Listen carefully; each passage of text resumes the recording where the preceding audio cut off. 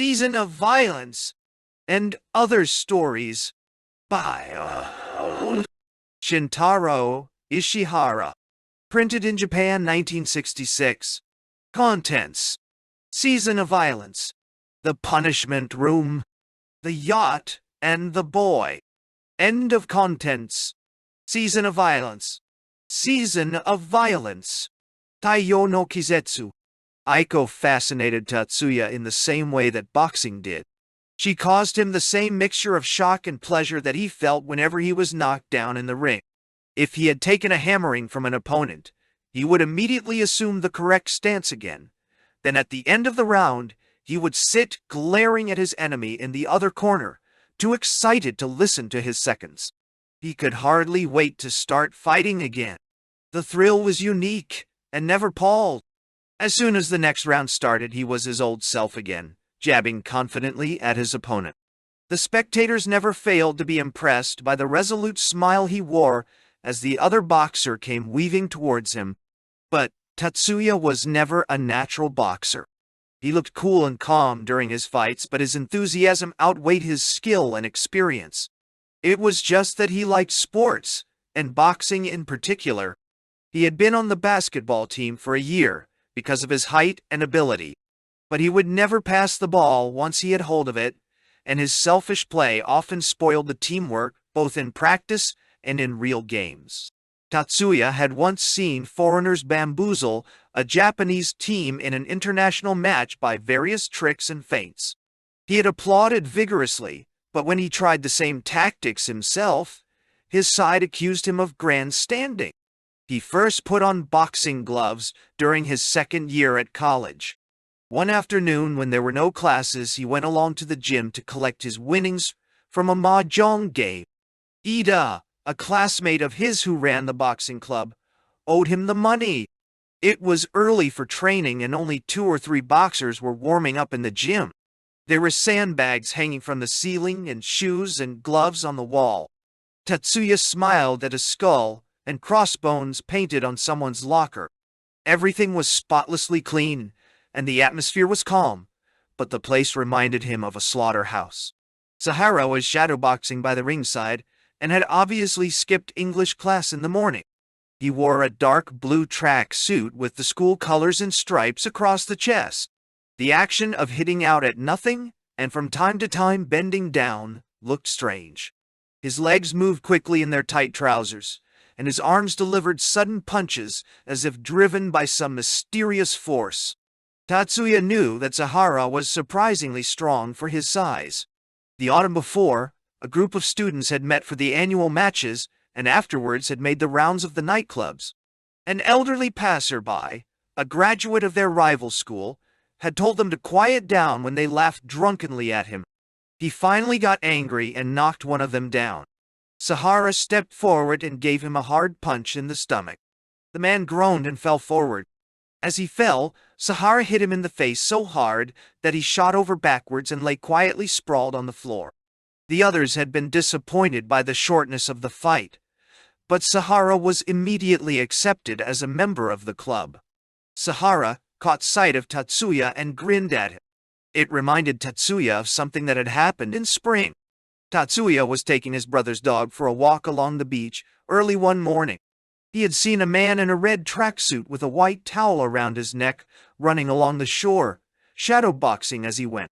It was the Hawaiian world champion.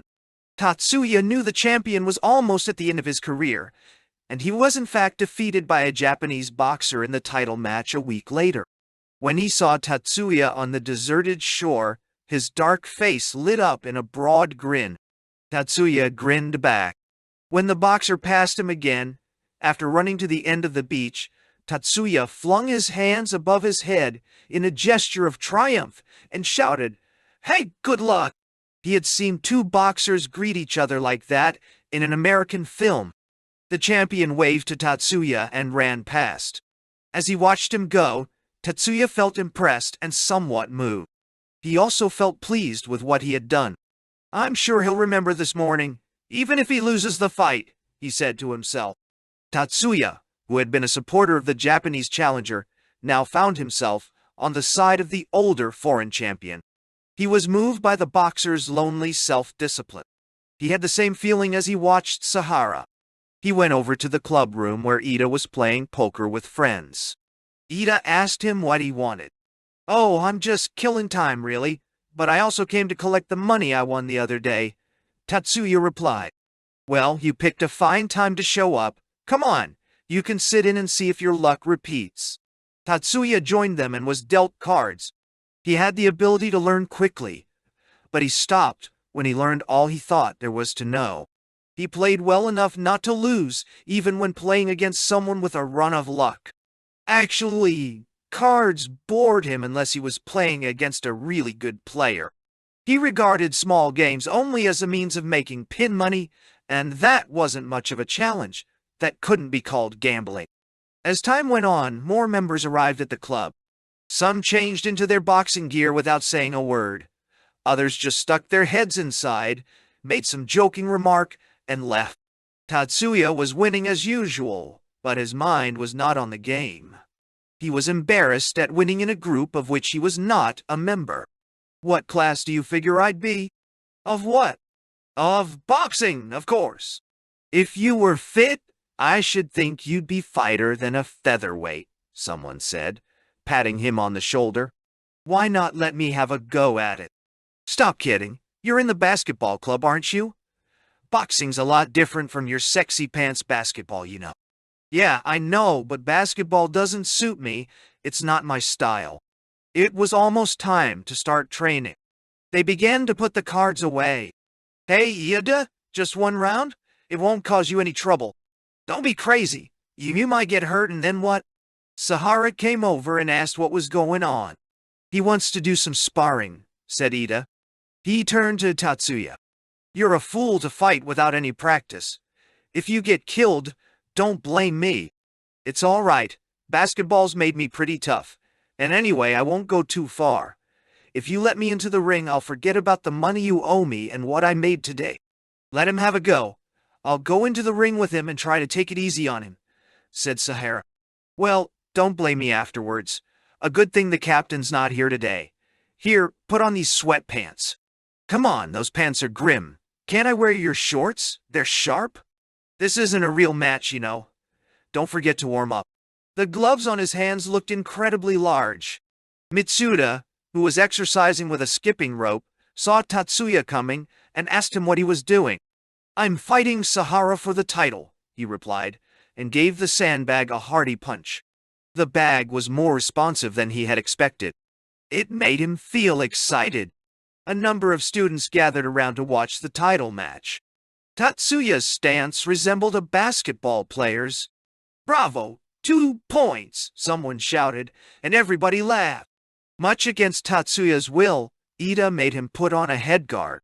He was the only person wearing one, and although he knew it was Ida's consideration for him, he felt a little insulted. The two fighters touched gloves and Ida rang the gong. "Take it easy now." Tatsuya's first punch missed completely. Ishihara did not even have to duck.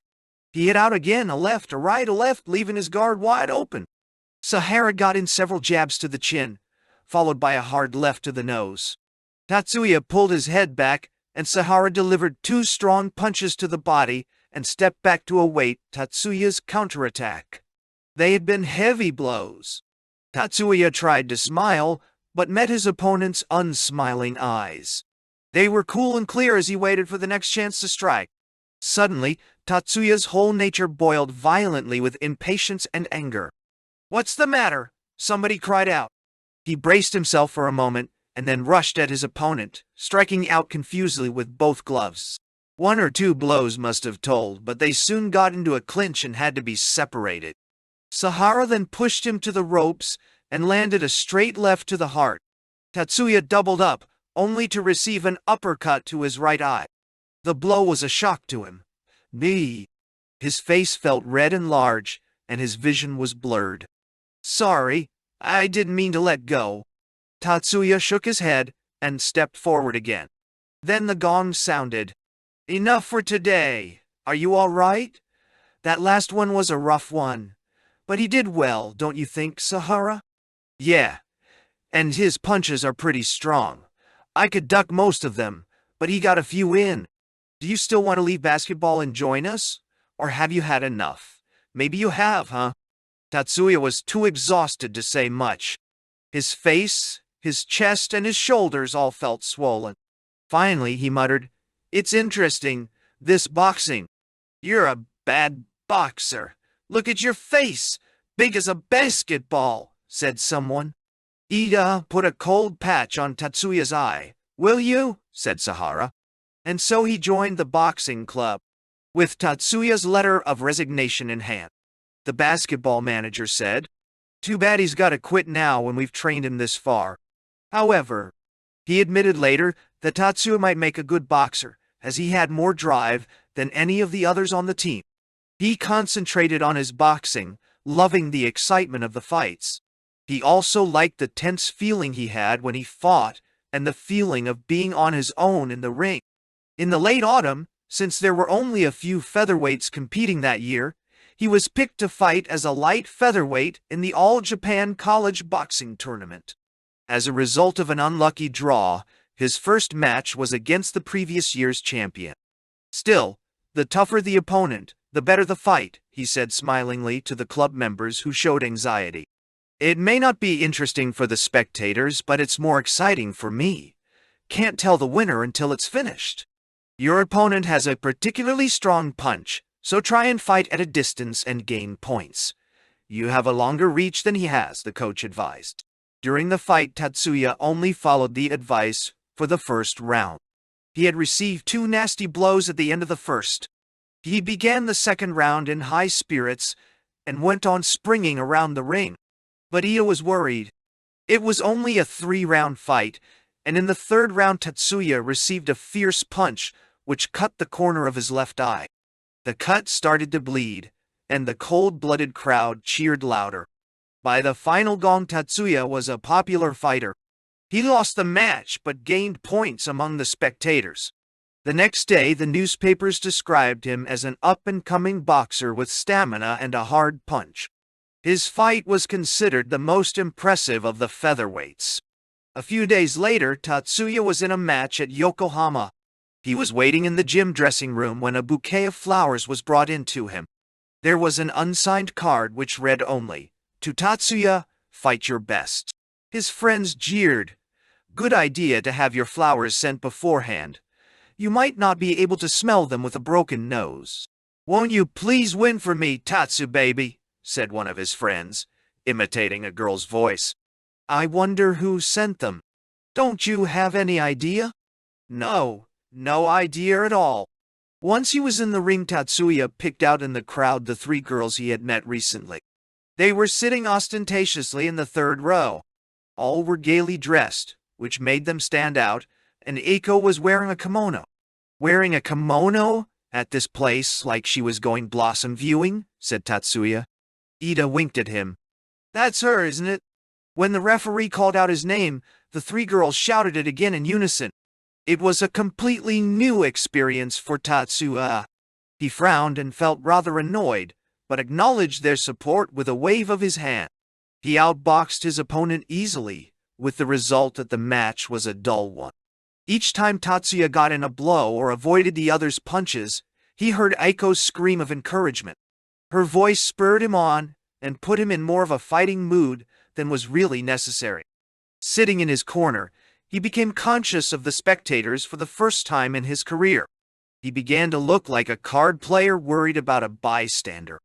The end came in the second round, but as his opponent fell, he tried to steady himself by grabbing at Tatsuya's head, opening the old cut over his eye. The referee separated them and announced a TKO and a victory for Tatsuya. Tatsuya stood and watched his opponent for a moment, at the same time putting his hand, unconsciously, on the injured eye, which was now swimming in blood. Ida shouted at him not to touch it. Tatsuya got out under the ropes with one eye closed. He heard Aiko and the other girls call out his name. He tried to smile in their direction. After first aid, he changed and left with Ida for the hospital before the others. He found Aiko and her friends waiting for him outside the main entrance. "Are you badly hurt?" Aiko asked him. No, he just opened up an old cut, said Tatsuya. You're sure you're all right? Yes, but I'm afraid I can't go out with you today. Gotta go to the hospital. Then I'll give you a lift in my car, she said quickly. It's parked just around the corner. Which hospital is it? Good, said Ida, who accepted the offer before Tatsuya could answer. If it's really all right, we'd appreciate it. Hop in, Tatsuya. I've still got a lot to do here. Aiko unlocked the car and opened a rear door. You'd better lie down in the back, she said. No, I'm all right, but are you sure you can drive in a kimono? Yes, of course I can. He sat in the front and the other two in the back. Aiko started the car and set off for the hospital. Thanks for the flowers, said Tatsuya suddenly, without looking at Aiko. But I wish you girls wouldn't make so much noise during the fight. I don't like it, it makes me nervous. Why, how can you accuse us of making noise? Said Aiko, and the three girls laughed. Tatsuya, you're kind of touchy, aren't you? Said Aiko after a while. You didn't look like that type at all the other day. Who, me? You've got me all wrong. I couldn't be impudent with you, he replied. The previous Saturday, 5 days before, he and his friends had gone into town dressed in their best clothes, as they often did on weekends. Between them, they could only raise 8,000 yen, which was not enough for what they wanted. In the end, they decided to try and pick up some respectable girls instead of spending their money on bar hostesses. Rather than ask girls they already knew, they would pick up the first girls that came along. But no one wanted to make the first approach. They were usually much bolder and more men of the world than their ages would indicate when it came to prostitutes and hostesses. But in this case, they were all a little hesitant. In the end, they drew lots by picking out 1,000-yen notes and comparing the serial numbers. Tatsuya and Nishimura had the lowest numbers. They were both very experienced with women and had highly developed tastes, but in spite of this, they had to walk along the main street and down a side street before they could work up enough courage. Finally, at a milliner's on Namiki Avenue, Nishimura spotted 3 girls, all about the same age and all smartly dressed. Let's have a look at them from the front and see what they're like, he suggested. When the girls came out of the shop, he sized them up quickly. He recognized in a moment that they all had clear-cut features. One of them had unusual eyes. Their noses looked alike, and someone remarked, "They're probably plastic surgery specials." Sahar noticed that one girl was trying to hail a cab and laid claim to her. "If you guys let her go, it's no drinks for you tonight," he said. The girls walked towards the main street in search of a taxi, and Nishimura and Tatsuya ran after them. But as they drew close, Nishimura suddenly stopped. "Your number was the smallest, Tatsuya. You do the talking." "Okay, but don't run off." They set off again and soon overtook the girls. Tatsuya's voice was rather weak as he said, "Excuse me," but the girls stopped and looked round. "What is it?" said one girl, shifting her parcel from one hand to the other. Tatsuya was already beginning to lose his nerve. "My name is Tsugawa, Tatsuya Tsugawa," he stammered. "I'm a member of the boxing club. I'm sorry if—" "A boxer? Well—" He almost added that he was in the featherweight class. For a moment, he wondered if this was going to work. The odds were against it. He began to feel a little more at ease. He told himself he didn't mind if they turned him down.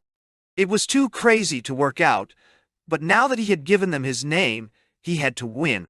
The atmosphere was still a little tense, and for Tatsuya, it was something like being challenged by a young tough on the street, both pleasant and ticklish. A faint smile came to his lips. By this time, Nishimura had slipped away. "I'm all out of breath," he went on. "I had a job catching up. We're college students. We wanted to go out tonight, but we had no girls to go out with. We don't want to embarrass you, but if you're not doing anything else, we'd like you to join us. There are 5 of us. We've been trying to find some girls for a long time, but up to now we haven't found any worth talking to. Would you like to join us? Well, it's very nice of you, but there are only 3 of us." "Oh, don't let that worry you. As a matter of fact, it's safer that way," replied Tatsuya. The girls withdrew a little, whispered together, and began to laugh at something. While this was going on, Tatsuya waved vigorously to his companions, who were watching developments from the corner. Nishimura was jumping up and down excitedly. "My mother's in the hairdresser's over there," said one of the girls. "We were going to meet her, so I'll ask her to take home the things we got shopping. It's a nuisance carrying them around with us. Can you wait here a few minutes? It's a lot of stuff for her to carry." "Oh, no, she has a car." "Well, be sure and come back." "We'll come back. I'll tell you what. Sachiko can stay with you as a hostage." "That's all right, but we'd like to know the rest of your names, too." He went back to the others feeling very pleased with himself. "What do you think of that, boys? Pretty smooth, eh? You nipped off very smartly, Nishimura." "I'm sorry, I haven't got your nerve." "What? As a punishment, you'll have to do as we tell you tonight. Well, they're called Eiko, Sachiko, and Yuki. I tell you now, Eiko's mine. I guess I deserve her after all." "Oh, what?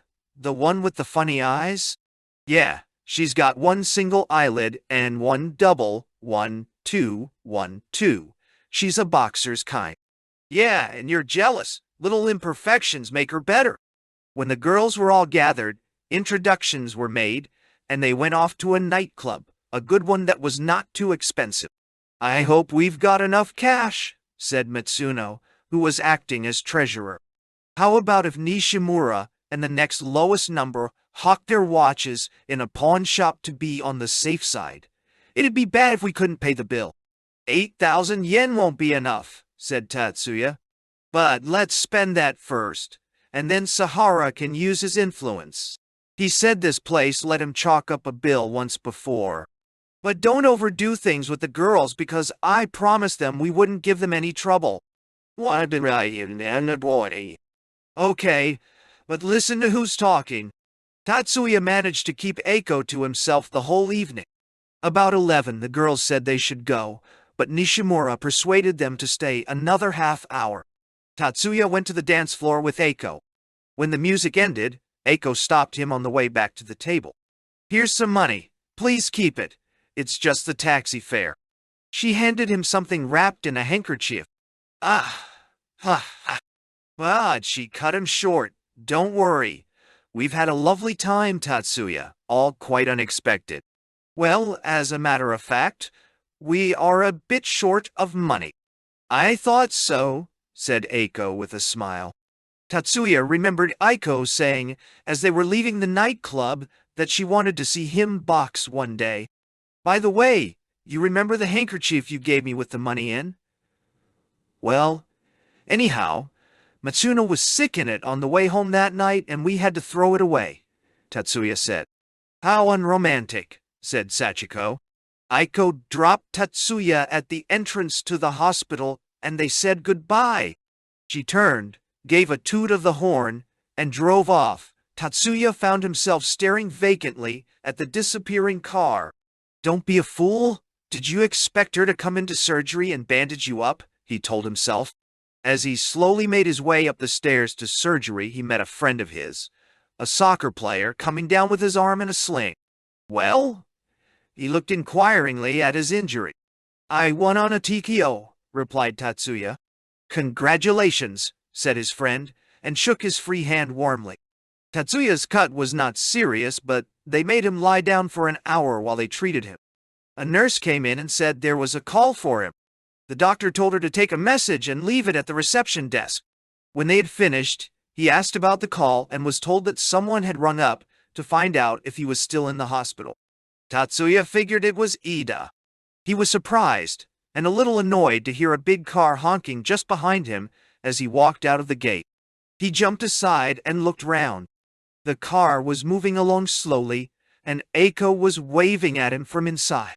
"Well, what's going on here?" he asked, puzzled. "I've got rid of the others." "How did you know I was still in the hospital?" "I phoned just now." "So it was you!" Tatsuya got in beside her. She was now wearing Western clothes. He was delighted at her quick and efficient ways, and it made up for whatever annoyance he had felt in the afternoon. He drank a lot that night and his cut began to hurt. But with Eiko there, it did not seem to matter. After that, he went out with her a lot. Each time he was amazed at the number of people she knew. Wherever they went, at least one or two people would nod to her. At first she introduced him to her friends, but he always looked awkward and hardly spoke to them, so she soon stopped. Tatsuya once wondered but could not decide whether her friends were mainly men or women. Anyhow, the men were not his business. Their relationship wasn't close enough for him to complain if she had been in love with them. Up till then, Tatsuya had only been interested in sensual pleasure. The women he knew best were those of the red light districts. In the confusion of modern life, love was out of the question for Tatsuya. No matter what kind of girls he might have been in love with, they always shattered any romantic illusions quickly enough, and he had no way of telling whether Eiko might not do the same. Among his friends, emotions, and love in particular, came to be looked at from a materialistic point of view. The word love was only used with contempt. To them it was a word used to tease or ridicule someone ignorant of women. A popular remark was, "He's in love, so we know he hasn't had a woman yet." To them, the relationship between father and son was that of mutual friendship.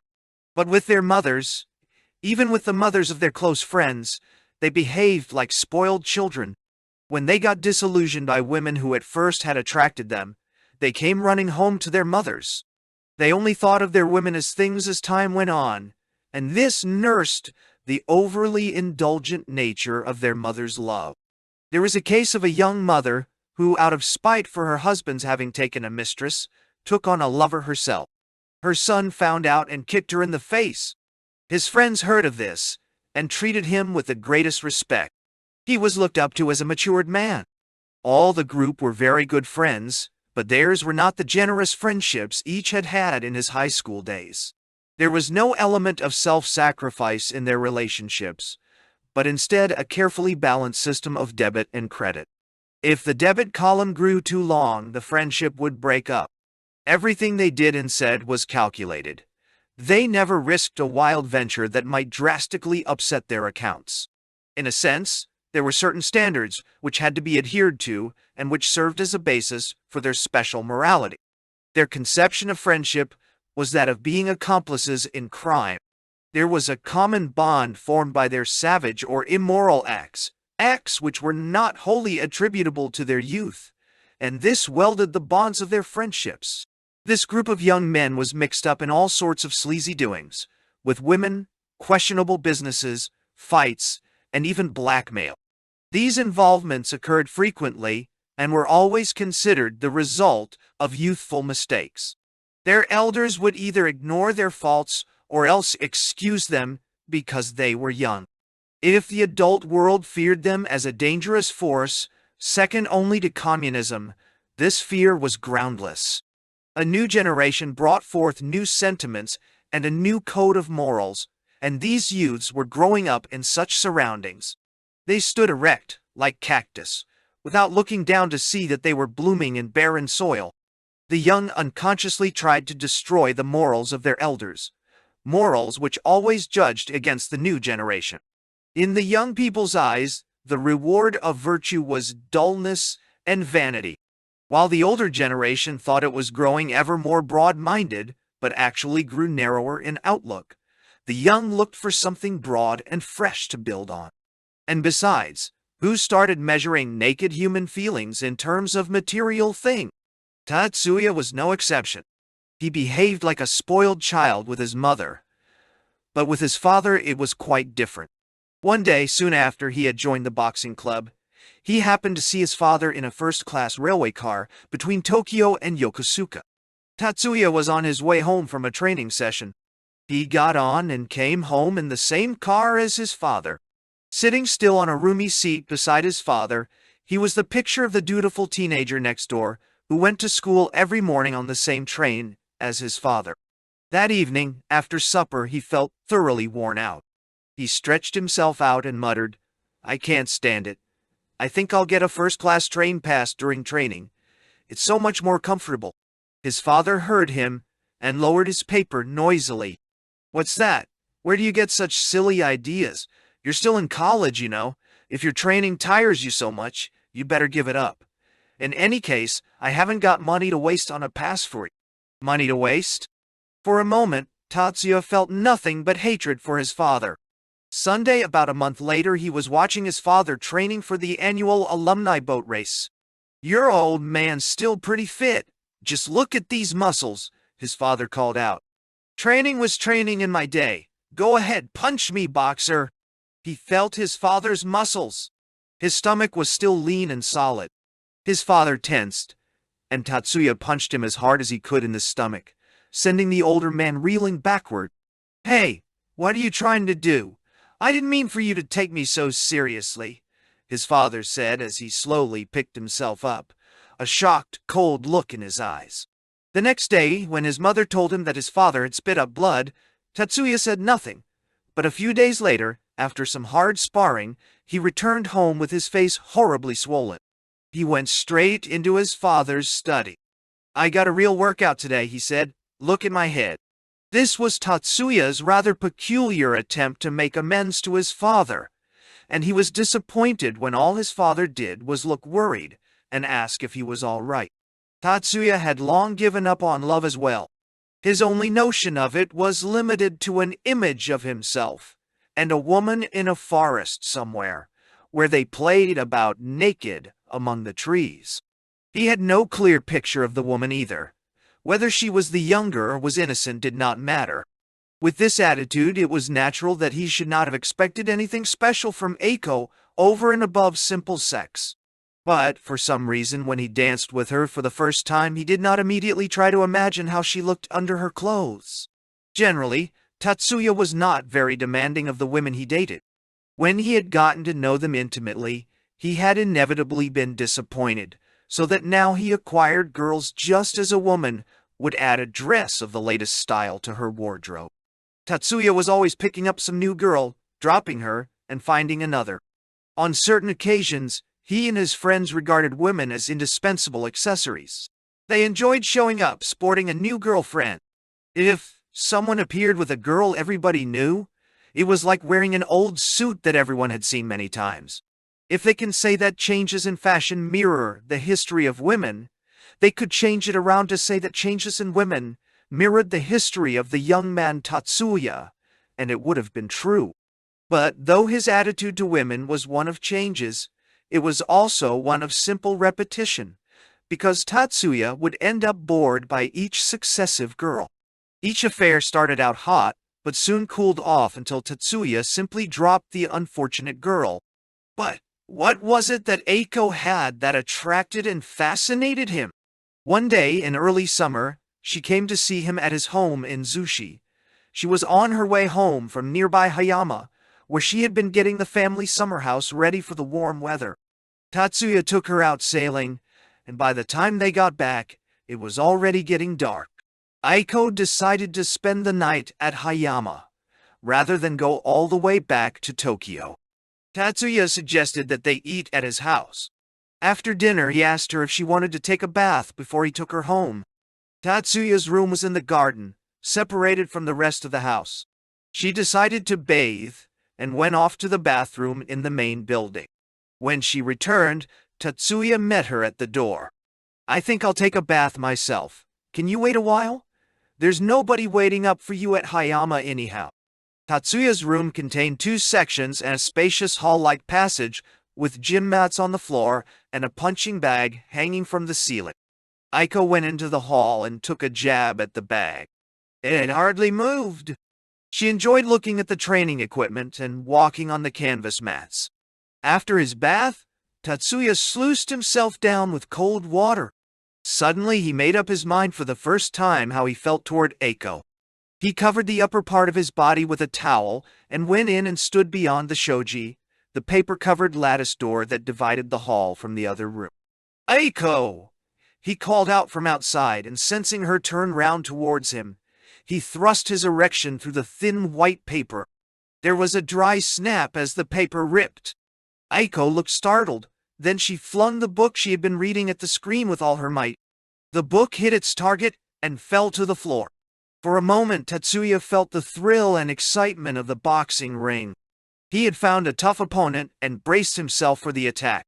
He slid the door aside and entered the room completely naked. Aiko, who was sitting on the floor leaning back on one hand, looked up at him. There was a slight smile on her lips, and her eyes shone brightly. Her glance questioned and challenged his boldness. Tatsuya was surprised by her look of excitement, but at the same time, he found her eyes fascinatingly beautiful. He stepped forward. "Show how you can punch the bag," she said. "Hit it hard." Without hesitating, he punched it as hard as he could. 1, 2, 1, 2. It seemed to crumple up under his blows. He turned to face her, and she put her arms around him. In a moment, he had lifted her up, pushed the curtains aside, carried her into the next room, and placed her on the bed. Aiko laughed. He had never told a girl that he loved her, but now he told it to Aiko. But she was too clever for him. Perhaps it was because he had never been so deeply stirred by a woman before, or because his pace was no match for her eagerness, even though it was he who had challenged first. Aiko seemed to be making him grasp for something out of reach. She twisted away from him before he finally got hold of her. He was caught in a web of her making, and in the end, he felt as if it were he who had been seduced. When Aiko opened her eyes, he felt a feeling of affection and a respect similar to what he felt toward a stronger opponent in the ring. He had been beaten, but he felt the excitement that accompanied the desire for retaliation.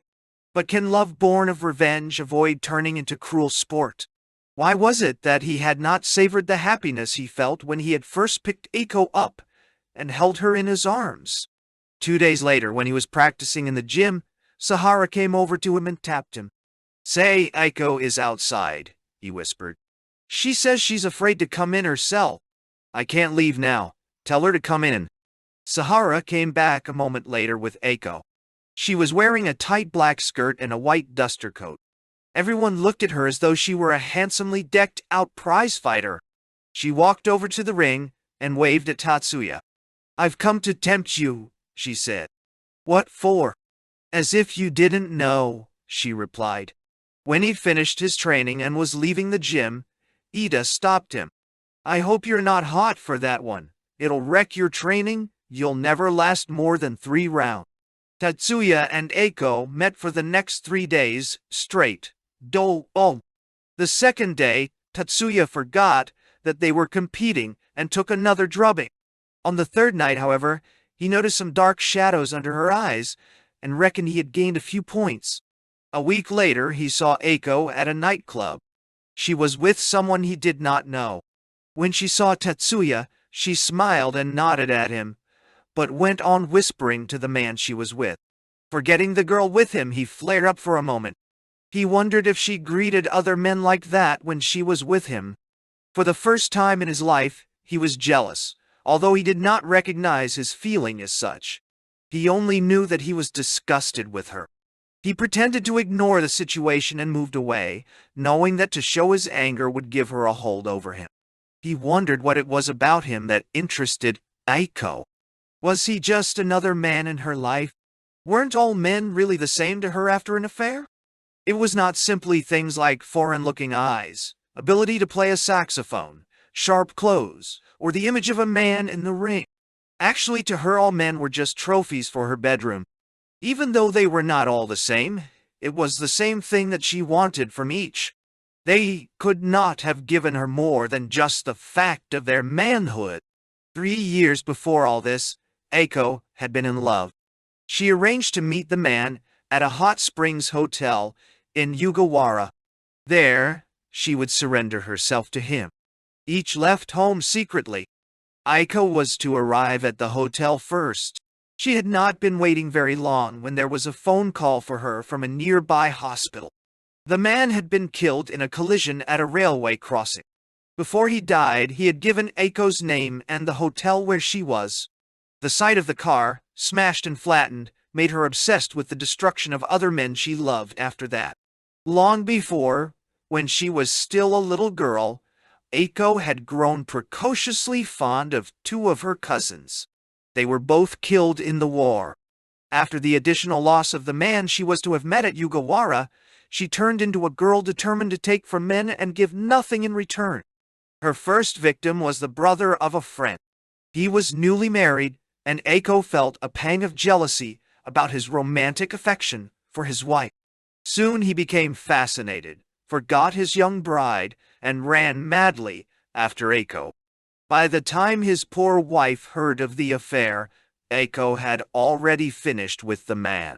Her experiences with men changed her into a woman who had to sleep with any man she was attracted to. But sometimes she asked herself what it was she really wanted from life. She would sob to herself in the anguish of what she thought was love. But as soon as the tension was relieved, she realized that she was not in love at all, and became sickened by the man's desire for her. She regretted she was no longer the unsophisticated girl she had been before the fatal car accident. She felt as if her former self had died with the man she had loved. The city creates unusual happenings such as chance meetings of men and women. Eiko and Tatsuya had met like this. But that time it was Tatsuya who had made the first move. She treasured that fact. During the 2 months they had known each other, she had not once made the first move. Although she did not realize it herself, perhaps she was beginning to expect something significant from their chance meeting. Her attitude to life did not allow her to give, and yet she knew that even if she took everything that Tatsuya had to offer, she could never regain her lost innocence. If she got angry or impatient with Tatsuya that third night, it was not because of him. The anger and impatience were directed against herself. When a week later she saw Tatsuya at the nightclub, she had been with the cousin of a friend. The chance meeting had given her the opportunity to analyze her feelings for Tatsuya objectively. Tatsuya had felt insulted rather than jealous. It was the same feeling he had had once before when he had an affair with a cheap striptease dancer. Her lover, boss of the quarter, told him to break it off. Tatsuya had quickly bowed out strategically before it came to blows. About a week after he had seen Eiko at the nightclub, Ida came up to him in the gym. "How's Eiko?" he asked, posing indifferently. "So-so. I see quite a bit of her these days," replied Tatsuya. "Wasn't she dancing with you at the Caspian Club the other night? I should have come over and joined you." Tatsuya had not been to the Caspian for a long time. He was angry at Ida's remarks, but did not show it. That evening, Tatsuya went to a nightclub as usual with some of his friends. During the course of the evening, the hostess who had been sitting at their table suddenly left them and went across to another table. Nishimura, who had been interested in the girl, was a little annoyed at her disappearance. Tatsuya turned around to see what was happening at the other table. One of the 3 men at the table was amusing the girls with jokes and gestures. He looked vaguely familiar to Tatsuya. It was the man who had been with Eiko at the other nightclub, and it might have been the same man that Ida had seen her with at the Caspian 2 days before. Tatsuya casually asked one of the hostesses who he was. "He's the leader of the Five Roses combo. I think he plays the trumpet. His band is doing very well at the Caspian." When the man got up and moved onto the dance floor, Tatsuya grabbed a partner and followed. He danced the girl close to the man in order to step on his foot, but another couple got in the way, and instead the man trod on Tatsuya's foot. The man merely cast a glance at Tatsuya and moved away. Tatsuya was furious. Perhaps the man thought it was not necessary to apologize because he was tall and thick-set, while Tatsuya appeared to be rather skinny in his fashionably tight suit. Tatsuya was about to say something but returned to his table. He asked the women around him to check whether there were local gangsters in the hall, and then, knowing he was safe, he had a hurried conference with his friends. Tamiya, the smallest of them, went over to the man and loudly asked him to come outside. Tatsuya pulled off Nishimura's belt and bound it around his hand to protect his fingers. Tamiya walked up to the top of the stairs ahead of the man. He stopped and turned to him, saying, "Well, do you want to hear what it's all about?" "Yeah, let's have it." "Better ask the guy behind you, eh?" As he looked around, he met Tatsuya's smashing blow to his mouth. The trumpet player fell down to the landing. Tatsuya gripped him by the scruff of his neck and said, "You know why I hit you, don't you?" "For stepping on your foot, I suppose," he muttered, licking the blood oozing out from his upper lip. "Don't play dumb. You know what it's all about." Tatsuya hit him again on the jaw, forcing the man's teeth to cut into his own already bleeding lower lip. "From tomorrow you quit your trumpet and shake the maracas, and out of tempo at that." Tatsuya felt as excited as a child watching a Western film. He could not have been more satisfied with himself. When he told the story to Eiko afterwards, she laughed and clapped her hands in delight. This pleased Tatsuya, and he too laughed. "I do believe you're jealous, Tatsuya," she said, and laughed again, as if she had made a discovery. Was I jealous? He wondered. Anyway, he mused, I'm glad I knocked the fellow down. It made me feel good, and Eiko, she's laughing too. It couldn't be better. When he had knocked the man down, Tatsuya did not know exactly what had been going on in his mind. But he was satisfied that he had done the right thing without hesitation. What was important was that he had done what he wanted, in the way he wanted. Why he had done so was not the question. He was only interested whether he had succeeded or not. He never looked back on his actual conduct. Whether he was satisfied or not, that was all. Afterward, there was no chance to feel guilty for what he did, however violent. Others would criticize him for his actual deeds, but he would judge himself only on his impulses. Tatsuya was not lecherous. His main interest was in doing the taking. That was where he got his satisfaction. When a bar girl or cabaret hostess said she loved him, he would turn away and not be led on. If he found himself being seduced by a girl instead of doing the seducing, he would start making fun of her. He preferred having some resistance to overcome. Eiko and Tatsuya spent the night in a small hotel in the suburbs. But as usual, it was only Eiko who found satisfaction. Summer came, and Tatsuya and his brother Michihisa began repainting their sailboat. They did this every year. First they repaired the carved hull and filled in the cracks with putty, and then sandpapered the surface smooth. They were like two women fussing over their faces. While they worked, they reminisced about the previous summer and thought up things to do during the present one. They had found from experience that their boat was just as successful an aid to seduction as autos were for some of their friends. Girls who fall for a car are just not in the same class as those that fall for a yacht, Tatsuya said to one of these friends one day. There's no need to wear anything out of seat. You can get to know each other pretty well without clothes on, and there are no cops out there. On the strength of this advice, the friend talked his father into buying a boat, even though they did not have a seaside house. Tatsuya and his brother renamed the boat each summer. They had an annual argument over what they should call it. The previous year it had been Popular, and the year before, Dandy. This year, Tatsuya wanted to call it Climb On, but his brother flatly refused. What kind of name is that? This is a boat, not a girl. Finally, Michihisa, whose turn it was, decided to name it Belle Amie, after a French writer's article. Belle Amie sounds like blimey, but if you insist, it's okay, Tatsuya said. When Nishimura came back from the mountains, the members of their group met together at his seaside house in Hayama. It was the second week of the summer vacation. The two brothers used to avoid the crowded beaches and sail along to Nishimura's place near Ishiki Beach. The boat was usually moored there or at the harbor. Now the area was populated by well-off young people whose families had summer houses. Most were soon looking for boy or girl friends to while away the time with. Eiko appeared at her family's house in Hayama. She and Tatsuya met oftener than before at the yacht club or the hotel, and sometimes went out sailing. Meanwhile, Tatsuya was also making new conquests. A shop girl, a not-quite-famous photographer's model, a second-rate actress who was dull but, Tatsuya said, very pretty.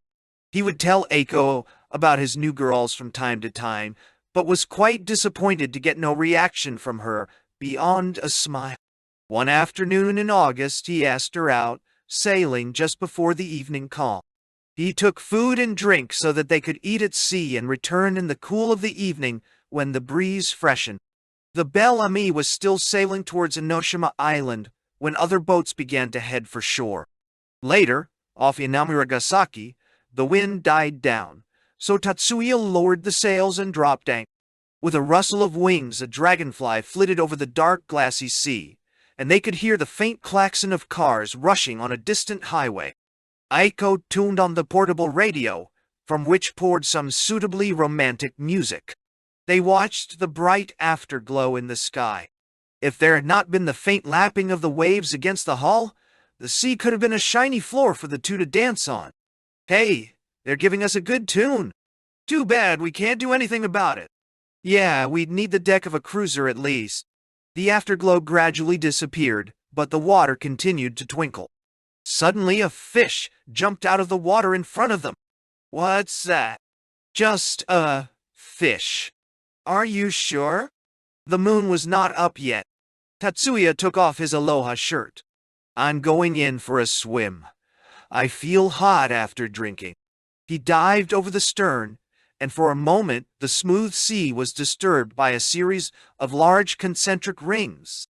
Aiko began to worry and stared anxiously at the water. But in a moment his head shot out of the water some distance away. Come on in. The water's warm. Wait a minute and I'm coming. And she too plunged in. The boat pitched and tossed and the water slapped against the bow. When she surfaced, she could not see Tatsuya. She began to swim to where she thought Tatsuya had been, but all she could see was the dim outline of the boat. "Tatsu!" she called, but there was no answer.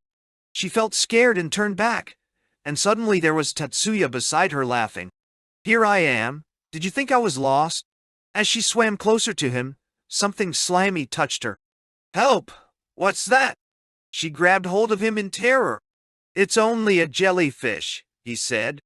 "Look into the water. There are lots of them out here." "I'm scared. Let's get back in the boat." "Coward! I'm Suddenly, Tatsuya took hold of her shoulder and drew her towards him, searching for her lips. They held each other tight and sank down several times, forgetting to tread water. Then they separated and floated on their backs, laughing happily. They swam back to the boat and spent some time diving off the side and swimming right under the boat. Tatsuya caught glimpses of Eiko's pale limbs under the water, and beneath her glinted the jellyfish like colored parachutes. It all seemed to him unreal and indescribably beautiful. Soon they scrambled back on board and lay down panting on the sails which covered the deck. Still breathing hard, their lips came together and they could taste the salt water that ran down their cheeks as they kissed over and over again. Automatically, their hands went to each other's wet bathing suits, but their garments would not come off easily. Wild with impatience, they finally pulled them off, their lips still touching. The boat rocked violently before regaining its balance. It had been the cradle for a passionate and intoxicating pleasure which neither Eiko nor Tatsuya had known before. They experienced in each other's bodies a satisfaction they had long been searching for. They lay completely still as if listening intently to something. The boat was rocking gently, and the bow seemed to be beating the water. They both felt a new confidence, and opened their eyes like babies who wake up from a dream for a moment, look around, and then, reassured, fall asleep once more. Beyond the hills, the moon was rising. Aiko looked at it and knew for certain that she was really capable of loving a man. As she looked, she made a wish that the moon would shine on them as brightly as the sun. For the first time she was able to believe in the moon's romantic powers. Somehow it seemed to mist over, and she finally realized it was her own eyes that had clouded. They were filled with tears. A soft breeze had begun to blow across the water. Tatsuya hoisted the jib, which now flapped slightly in the wind. The night wind was pleasing. Then he raised the mainsail. The boat began to pick up speed, and clinging together, they steered towards the distant lights of the pier. They seemed so far away. The lights of the hotels and villas reflected out across the wet sands of Zushi Beach, left smooth by the outgoing tide. "Looks like the Riviera," said Tatsuya, and he kissed Aiko again. From that day, a change seemed to come over Aiko. For the first time in her life, she did not feel alone. Suddenly, while devouring Tatsuya, she felt she could give him everything. "At last I can really love someone," she said to herself. With human beings, love and affection are emotions which cannot be kept burning forever. Does love not seem to burn most brightly when flesh and flesh are one? Men and women only find themselves physically one at this moment, and believe that the brilliance of the moment remains with them, when in fact it is no more than an after-image on the retina. At any rate, Eiko found a unity with Tatsuya that night, and this unity gave her confidence in her womanhood. After that, she became eager for his body, and her love for him grew. It grew to such an extent that she committed the fault that so many women do in similar circumstances. She tried to keep Tatsuya close to her, even at those moments when there was no physical closeness. That was a miscalculation on her part. Wise though she was, after the abrupt and sudden change that had come over her, Aiko could not help doing this. Tatsuya, on the other hand, was incapable of realizing such delicacy in women because he himself had not undergone such a change. The fact was that Tatsuya began to take advantage of her. Even though Tatsuya had known beforehand roughly what was going to happen on the boat, it nevertheless had been strangely different than before. In fact, he realized at last what it was to know a woman. Instead of devouring and destroying the woman's love, he encouraged it and enjoyed her ecstasy as his own. The moment he embraced her wet body on the deck of the boat, he realized that she was no ordinary girl. He had felt an emotion in Eiko totally different from that of early summer when Eiko had thrown the book at his groin. He was surprised to find himself in such a mood. When he took her home that night, he shook himself free from her and went straight home into bed. He felt somehow shy and innocent when he was with her, like a boy with no previous experience with women. Mishihisa came home to change soon after, but seeing his brother's light, he called out, "You in bed already? It's only 11, and there's a party on at the hotel. Want to go?" Ordinarily, at about 10 o'clock in the evening, the crowd at Nishimura's would run down to the crowded beaches of Morito and Zushi, where people were strolling in the cool evening air. They would yell hurrah for the virgin hunters, or something equally crude, and manage to pick up more girls than one might suppose, even in the slack season. The ones who could not find a girl on the beach would meet in the car at midnight and continue the hunt in the next town. "Nah, I'm tired. I'm going to sleep," replied Tatsuya. "But good hunting!" He closed his eyes. He felt he could hear water lapping against the side of his bed. A firefly hovered over the mosquito net. Its light grew bigger and dimmer, and it took on the shape of a jellyfish in the depths of a dark sea. He slept soundly. He got up at 10 the next day and as usual did some exercises. While he was having breakfast, the phone rang. It was Eiko. "There's nothing special, only that I hope you can come over tonight too. I just want to see you." "Nothing special, my eye." That evening he went over to see her as she had asked. After that, Eiko followed Tatsuya everywhere. It was all right that once, but not all the time, Tatsuya thought to himself. What does she think I am? Then she started getting jealous of his casual relationships with other girls, however superficial. "You're a really henpecked man. She thinks she's your wife. You better straighten her out," Nishimura said one day. A week or so later, they all went to Hayama for the evening. They picked up some of their favorite girls at cabaret and went on to a club to dance. Eiko followed them. She sat silently at the table until Tatsuya felt obliged to ask her to dance. "Why don't you dance with someone yourself instead of staring at me all evening?" he said. "It's no fun for you, is it?" "Don't worry, I'm all right. I like just sitting here." This attitude was too much for Tatsuya, so he spent the rest of the evening playing around with a drunken hostess in order to hurt Eiko. From time to time, he stole a furtive glance in Eiko's direction, and found she was still gazing silently at him, so he went on drinking with the hostess. Coming back from the ladies' room once, the girl cried, "Where's my Tatsuya?" which made Eiko pale. Tatsuya regained the old sadistic feelings toward Eiko, and she found she had no power to repulse them. Tatsuya was no longer moved to excitement when they embraced in Eiko's room, and his sudden assaults often hurt her so much that she cried out in pain. Although he had completely conquered any resistance in Eiko, Tatsuya still felt attached to her. He could not have explained the reason for his cruelty. Was it his only way of expressing the feelings he had when he had first known her? When he saw that she was putting up with his behavior with a kind of stoicism, his methods of hurting her became even more cruel and complex.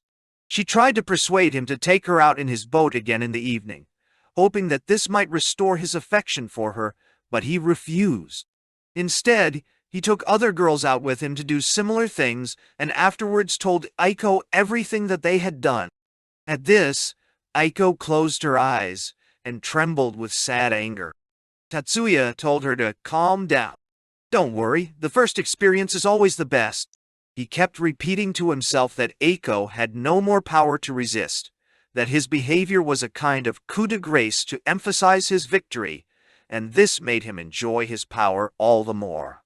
It made him feel somehow grateful to Eiko, and he began to think that he was perhaps in love with her after all. He was satisfied. Was it that he could not feel fully satisfied or fully united to her physically, without such strange ways of showing love?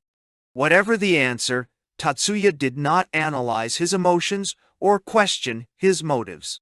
He simply played like a child who feels compelled to damage his favorite toys until they are destroyed. And Eiko might easily have accepted the role of being a mere plaything. Later in the vacation, a friend of Mishihisa's invited them all to stay at his summer place near the yacht harbor at Abaratsubo. He asked a group of girls who were introduced as students of a women's university. Tatsuya had met them just 2 days before for the first time. The girls called one another by foreign names befitting English majors. Perhaps they had adopted names from their favorite novels. At any rate, their names were Elsa, Sally, Marie, and Mitzi. There were 10 altogether, including Tatsuya, his brother Nishimura, Tamiya, Sahara, and Eiko. They decided to reach Abaratsubo by sea in the Belle Ami, and the Star, which belonged to Nishimura's father. Tamiya and Mitzi were already in the Belle Ami, and Tatsuya was fixing the rudder when he looked up and saw Eiko throw her suitcase into the other boat. Their glances met, and Tatsuya found a challenge in her eyes. He grinned down at her and called to Sally. Eiko sat down beside Mishihisa, who was hoisting the mainsail. Mishihisa gazed anxiously at his brother, but Tatsuya pretended to be quite indifferent and Mishihisa seemed relieved. Eiko took off her coat. She was in a new scarlet beach dress. The color was dazzling to Tatsuya's eyes. Pulling in the sheet, he ran his boat ahead of hers. He saw Eiko helping Mishihisa, who was busy with the sails, to a drink and a sandwich. Suddenly, Tatsuya was overcome with anger and impatience. The waves were beating against the rocks, and the bell on the warning buoy seemed to ring out strangely. Even the water seemed to have changed color. "Tamiya, watch the bow! There's a short cut through the rocks," Tatsuya called out, and raising the centerboard, he steered the boat through the narrow channel, ignoring the shouts from the other boat. When they reached Abaratsubo Bay, the wind dropped, and a motorboat was sent out from the yacht club to tow them in. Abaratsubo was a tiny fishing village with a few weekend houses, mostly owned by foreigners. Among the rocks on the beach grew rare white flowers that opened their petals in the evening. After dinner that night, a young foreign couple from the next villa joined them, and some of them decided to go by boat to a nearby beach which could only be reached from the sea. They went in couples, Tatsuya taking Sally. When they arrived, Tatsuya quickly took Sally off the motorboat they had come in, leaving Nishimura and his girl on board. "Come back soon," said Nishimura. "We don't want to be left in the boat all night." "Why don't you come too, Nishimura?" asked Sally. "What are you going to do?" "As if you didn't know," said Tatsuya. I'm afraid, she said. Tetsuya lifted her up in his arms and carried her across the beach to the flower-strewn grass beyond. He knew it was the first time for her. Why are you crying now? Tatsuya asked her. When I was invited to come with them, I didn't expect this to happen. I'm not like the other girls. You're the same, really, and I think you're very nice. When his thoughts went back to Eiko, it made him feel particularly pleased that the girl was crying. Ishihara had not gone with them by motorboat. Instead, he thoroughly enjoyed himself with Eiko. The next day, Sally was particularly happy. When her eyes met Tatsuya's, she blushed and even seemed to ask his forgiveness. Eiko did not fail to notice. Later that day, Ishihara beckoned to his brother. I'm going to take over Eiko, he said. She doesn't love you anymore. Oh yes, she does, replied Tetsuya. You don't have to say that. Just because she slept with you once. I understand. If I called now, she'd come trotting right back to me. All right, you're on, said Ishihara. Try to get her back tonight. If you do, I'll give you 5,000 yen. If she refuses, you owe me 5,000. In either case, you can regard it as the cost of finishing with her. Afterwards, I'll take over. By the way, you're not in love with her by any chance? But Tatsuya cut him short. He was quite confident of winning. Tatsuya won just as he had said. Reluctantly, Ishihara had to invite Sally. Sally was furious with Tatsuya for going off with Eiko and refused Ishihara. Next morning she went off by bus by herself with tears in her eyes. I lost, said Ishihara when he saw Tatsuya next. I'll let you have the money when we get home. But there's one condition. You can't make conditions now, said Tatsuya. The bet was made last night. Well, leave her here for the day, or otherwise I won't get anywhere at all with her, replied his brother. Or better still, make a trip into the mountains for a while and I'll pay for it. Tatsuya thought for a moment. All right, he said. I'll sell her to you for 5,000 yen. There was a look of satisfaction on Ishihara's face. Okay, he said. She's bought. So Tatsuya sold Eiko to his brother as if she were a slave. He made some excuses about having to return home and set off in his boat. As Eiko watched him go from the mainland, she imagined that Sally was secretly hidden in the boat. Either that, or they were to meet elsewhere. 3 days later, Eiko and Ishihara got a joint card from Tatsuya, posted in the mountain resort of Shiga Heights. The letter ran as follows. It seems to be the off-season here and life is too quiet. I horseback ride all day. It seems that sometimes no sex is not bad for a change. Eiko soon realized that she had been the victim of a plot, but she felt somewhat relieved when she read the last words of the letter.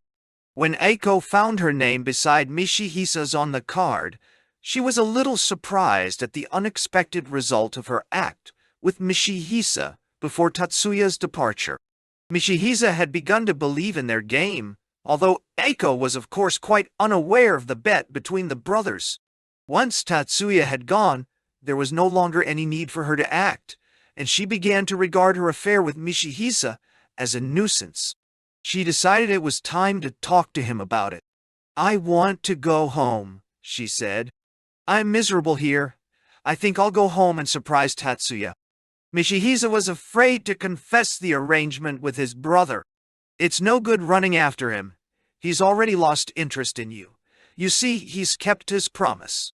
What promise? What do you mean? Asked Eiko. Ask him yourself. But why don't you come and stay with me instead? I'm going back to Hayama in a day or so. Tatsuya kept away until the end of the summer vacation. He stayed with friends at different places, and after a short visit home, he went off to Niigata with the boxing team. Several times in her letters, Eiko tried to find out from him about the promise he had made to his brother, but Tatsuya would never mention the matter in his replies. Eiko was at Ueno Station to meet him when the boxing team returned from Niigata. A crowd of girls, mostly girlfriends of the team members, had come in their prettiest dresses and were chattering gaily together. Eiko looked to see if any of Tatsuya's girlfriends were there. She was relieved to find none that she knew. Why did he tell only me that he was coming?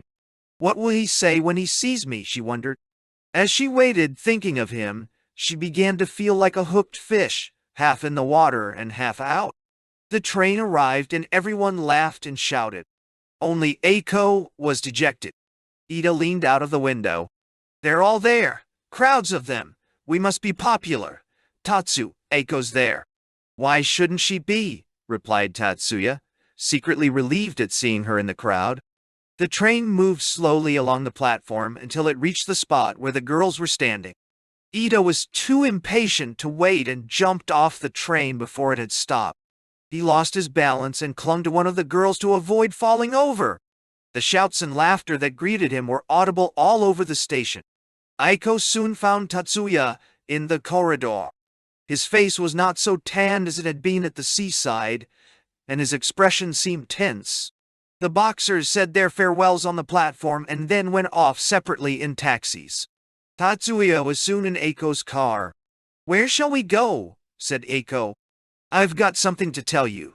Let's go somewhere we can talk in comfort. Shall we go to a hotel? Let's eat first, said Tatsuya, suggesting the restaurant his father usually went to. He delighted in the crowds of Tokyo after the weeks in camp. They had not missed food and girls as much as the mood of the big city evenings which would lead them into adventures and carefree excitement. The two sat down. Daejeon? Tatsuya was the first to speak. Tell me the news. How's my brother? I don't know. I haven't seen him for ages. But tell me, what was the promise you made to him? She said. I guess that would be the first thing you'd ask me, he replied. But didn't Michihisa tell you himself? Guess he's got no guts. Eiko, let's have a drink before we discuss that. No, I want to know. Please tell me right now, Eiko insisted. So Tatsuya told her about the agreement. What? Why, you've simply sold me, that's what you've done. Don't take it too seriously. All I said was that for the 5,000 yen he gave me, I'd keep away from you. That's all. And did you think I'd agree? It's got nothing to do with you. It's my affair, not yours. What did you do with the money? I spent it. Then I shall pay the money back to Michihisa. And what if we make a new agreement? You'd only lose it. I don't care. I'll just go on paying till you stop. Isn't that crazy? Are you going to do it again, Tatsuya? Tears came into her eyes. Come on. I don't like tears, he muttered, looking away. Then why are you so mean? If you really hated me, I don't think you'd do the things you do. Eiko continued. I'll go on paying until things are right again. You're still young enough to be bought by money. But remember, Tatsuya, that I've really bought you, not the other way round. If that's all right with you, I'll do whatever you like. Oh. She was weeping and laughing at the same time. Now I understand. Will you tell me one thing, Tatsuya? Do you still really love me? Yeah, it looks like I do, said Tatsuya sulkily. In that case, why can't you love me in a more straightforward manner? I couldn't myself once. But since the night on the boat, I've been honest and frank in my love for you. We've both been crippled. Other people have probably suffered in the same way, but I'm sure we can put it all right. Down on me. The next day, Michihisa received 5,000 yen by post. Tatsuya persuaded him to make another agreement with him. Michihisa was not at all enthusiastic at first, but he finally agreed to get back at Eiko for brushing him off. Once again, Eiko sent him 5,000 yen as she had said she would. When Tatsuya tried to persuade him to enter into a new bargain, Michihisa protested. Why don't you give up the whole idea? She's obviously crazy about you. Tatsuya forced his brother to make it a 2,000 yen bargain, getting another 5,000 yen from Eiko herself. Michihisa took the money with a very guilty conscience. I really don't like this, he said. I could never do a thing like that. It's a dirty trick to break a girl's heart like this. Tatsuya wrote out another contract himself without telling his brother. Eiko paid up the same day. When the money she had paid reached a total of 20,000 yen, Tatsuya was moved by a strange feeling. It was the same feeling he used to get when a tough opponent scored a point over him during a fight. Tatsuya was not generally impressed by money, but the 20,000 yen had a strange effect on him, making him wonder whether money was taking the place of affection in his mind. During August, Tatsuya and Eiko did not meet or hear from each other. One Saturday in October, Eiko went down to the sea where Tatsuya was preparing to put the boat away for the winter. "I went to your house," she said, "but they told me you were down here, so I came to see you."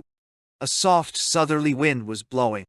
Without saying much, Tatsuya hoisted the sails and they sailed slowly around Zushi Bay. Tatsuya raised the centerboard and they sailed close to the shore. They looked at each other and laughed. The boat sailed smoothly on, its sails casting huge shadows across the sandhills. When Tatsuya tacked to come about, the boat lurched violently for a moment and pointed out to sea. Eiko went pale and covered her mouth with her hands. "What's the matter, seasick?" "Don't worry, I'm all right," said Eiko. "I'll feel fine in a minute." It was the sudden movement of the boat. She smiled wanly at Tatsuya. He looked at her pale face with a puzzled air as they sailed away from the shore. "Can't you guess? I'm pregnant. I came here to tell you." "Whose baby is it?" said Tatsuya spitefully. "Why, yours, of course." "I can't believe it. Isn't it my brother's?" "It's impossible if you count back. It's 3 months along already." "Well, you made love with the trumpet player too, didn't you?" "Don't be silly. Nothing happened with him." "What shall we do about it?" "What do you mean?" "May I have the baby?" Tatsuya thought for a moment without speaking. It was foolish to give birth to every child that was conceived. But as he thought, he had a sudden desire to have a child of his own. Before the others had a chance to laugh at him, he would show the baby to his friends and be proud of his kid. The sun slowly sank, and for a time the wind dropped. Presently, an easterly breeze sprang up. With the breeze, the hills around the bay appeared to give off a kind of haze, and the lights of the houses were dimly reflected in the water. "Aren't you cold?" Instead of replying, she merely shook her head. A white bird flew over their heads.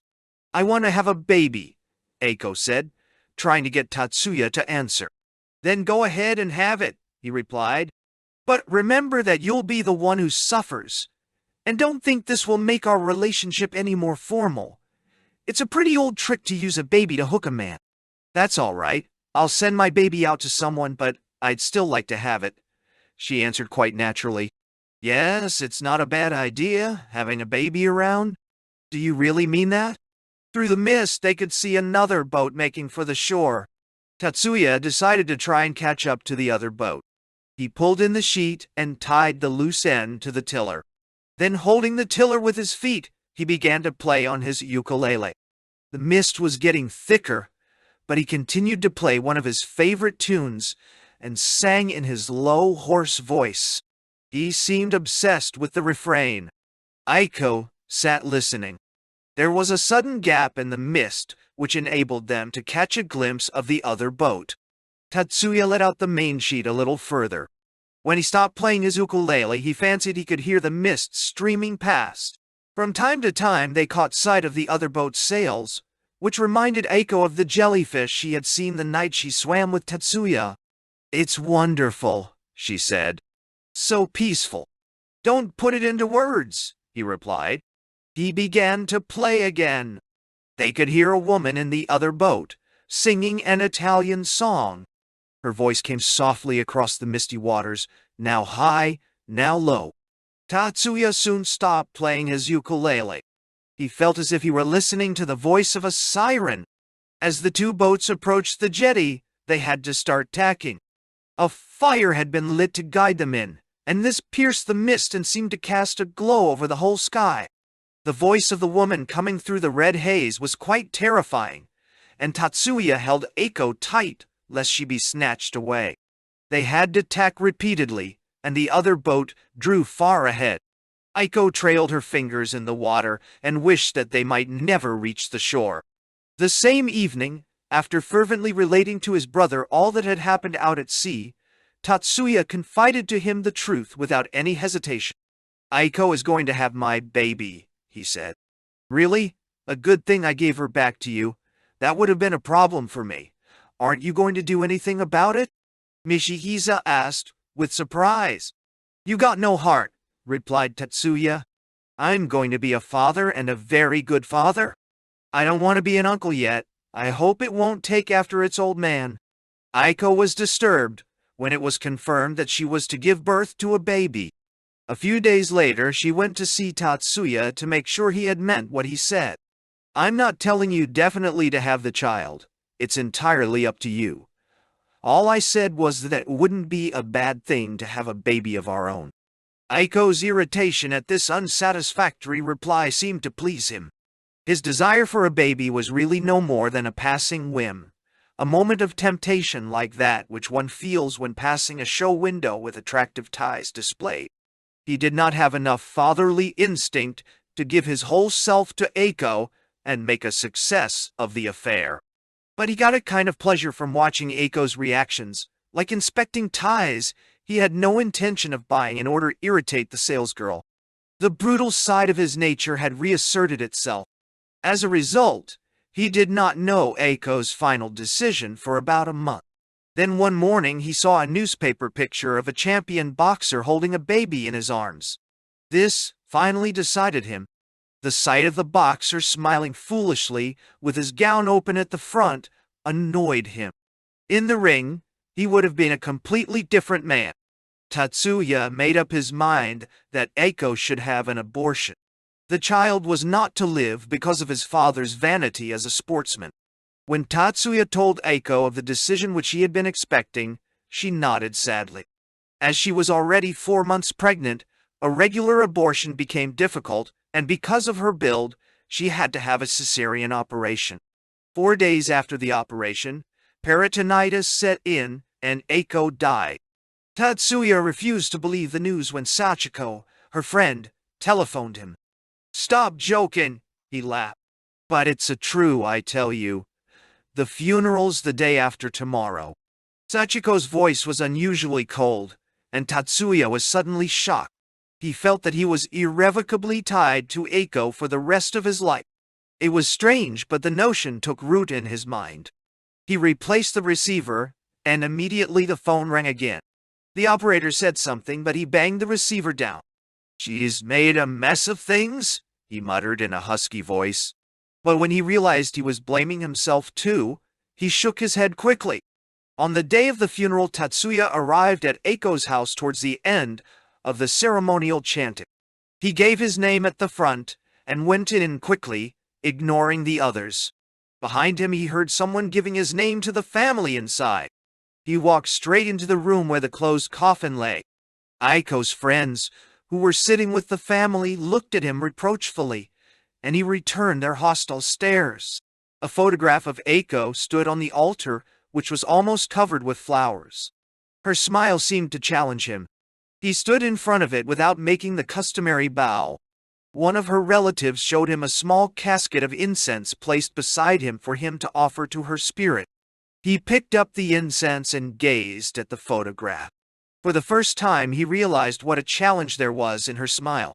Her death was her supreme challenge. He had lost his favorite toy, the toy he could never break no matter how much he battered it. He dropped the incense, and almost without realizing what he was doing, he picked up the bronze container and flung it with all his might at the photograph. "God damn you!" he shouted. The frame was shattered and several baskets of flowers fell off the altar. Tatsuya glared angrily around him. "None of you understand!" he shouted. Sachiko saw tears in Tatsuya's eyes for the first time as he strode out of the room, his teeth savagely clenched together out of hate for himself. He went straight to the college gymnasium. It was still early, and the place was almost empty. He changed quickly and went straight into the ring to do some shadow boxing. Then he went over to the punching bag. Aiko's words came back to him. "Why can't you love me in a more straightforward manner?" For a moment, he seemed to see her smiling at him from behind the bag. He struck out, as if from a dream. "The punishment room! The punishment room! Shokai, no heya!" They talk about resistance, responsibilities, and morality. Why should I care? What others think never bothers me. Doing only what I want, that's all I can do. Katsumi went into the new moon. There he saw no sign of Takashima and the others, but a group of students who had heard what he had come in for stood up and surrounded him at the entrance. Among them was Tezuka, with whom he had gotten into a fight a couple of months before, and whose face he had punched so hard that it had a flattened nose for good. Katsumi recognized most of the students there. He had met them all before at one place or another. He looked at them and grinned. "Take it easy, boys. I'm on a slightly different job today. I wouldn't have come here alone otherwise. If they aren't here, they must be at the Carib." He turned round and swiftly went down the stairs. They watched him in surprise as he made his way down. "That son of a bitch!" Katsumi, hearing the remark, stopped at the foot of the short staircase. He took a cigarette case out of his pocket and slowly pulled out a cigarette and lit it. Then he looked up at the group and went out grinning. The weather, which had been threatening since the previous night, at last broke, and the rain began to fall in a misty drizzle. He turned into a back street and was soon at the Carib, where a waitress was trying to hail a cab for a customer. "Takashima and the rest are in the back room," she said. "You'd better go in this way. You'll never get through the crowd if you go through the front." He went up the narrow alley to the back door. Empty bottles and rusty cans were piled high on both sides so that only one person at a time could get by. The alley was dark and wet. He threw his cigarette down. It sizzled as he stamped it out. Then he heard laughter. He jerked open the door and stepped in. Everyone turned to look at him. He was met with a strange silence. There were 6 students there in all. 2 who had not been at Shinagawa stood up surprised and let him pass. They continued to stand, looking at Takashima as if waiting for his okay to start something. Takashima put them at ease with a nod. "Well, look who's here," he said. "Yeah, you did all right, didn't you? If you got about 30,000 yen out of it, then 30% of that is roughly 9,000. I want the money you promised me." Sure. Hey, have a drink." Katsumi pushed a glass forward. "Whiskey?" asked Takashima. "What's the label?" "Don't be so fussy. It's vo, or do you want gin?" "Vo'll do." Someone sitting behind Katsumi took a bottle and filled his glass more than half full. His own glass was full of gin. Every now and then there was the clatter of waiters and waitresses going up and down the staircase outside. The room he was in was entirely bare of furniture except for some cheap chairs and a table. In one corner there were a couple of unopened cases of whiskey. Evidently the waitresses also used the room for their rest breaks. One who was leaning against the wall kept kicking aimlessly at the cases. The brand-new patternless wallpaper shone in the bright light of a 100-watt lamp. A small, unlit naked bulb was hanging near the door. When Katsumi put his lips to the glass, the conversation came to a halt again. There was a peculiar silence in the room. "What do those marks stand for?" asked one of the group, pointing to red and blue ticks on the calendar on the wall. "Must be the girls' days off." "Nah, it's when they have their periods. Take a look at the calendar before you date one." Only a few of them laughed at the joke. Then came the sound of a guitar and loud drunken laughter upstairs. "How do you like bringing a beggar in this place? You'd think this was some kind of joint. That music's not coming from upstairs. It's outside." One of them looked out through the door. "Oh no, it's upstairs." "Hey, you guys must have fun, sitting around here without any women," mocked Katsumi. "We had fun enough earlier." "Fun, hell! I'd expected some trouble, but it really went off smooth. But Ryoji, he's yellow. I'm not even sorry for him. He just makes me angry. You say jump, and he wants to know how high. Just no guts." He had guts, but I calmed him down with this.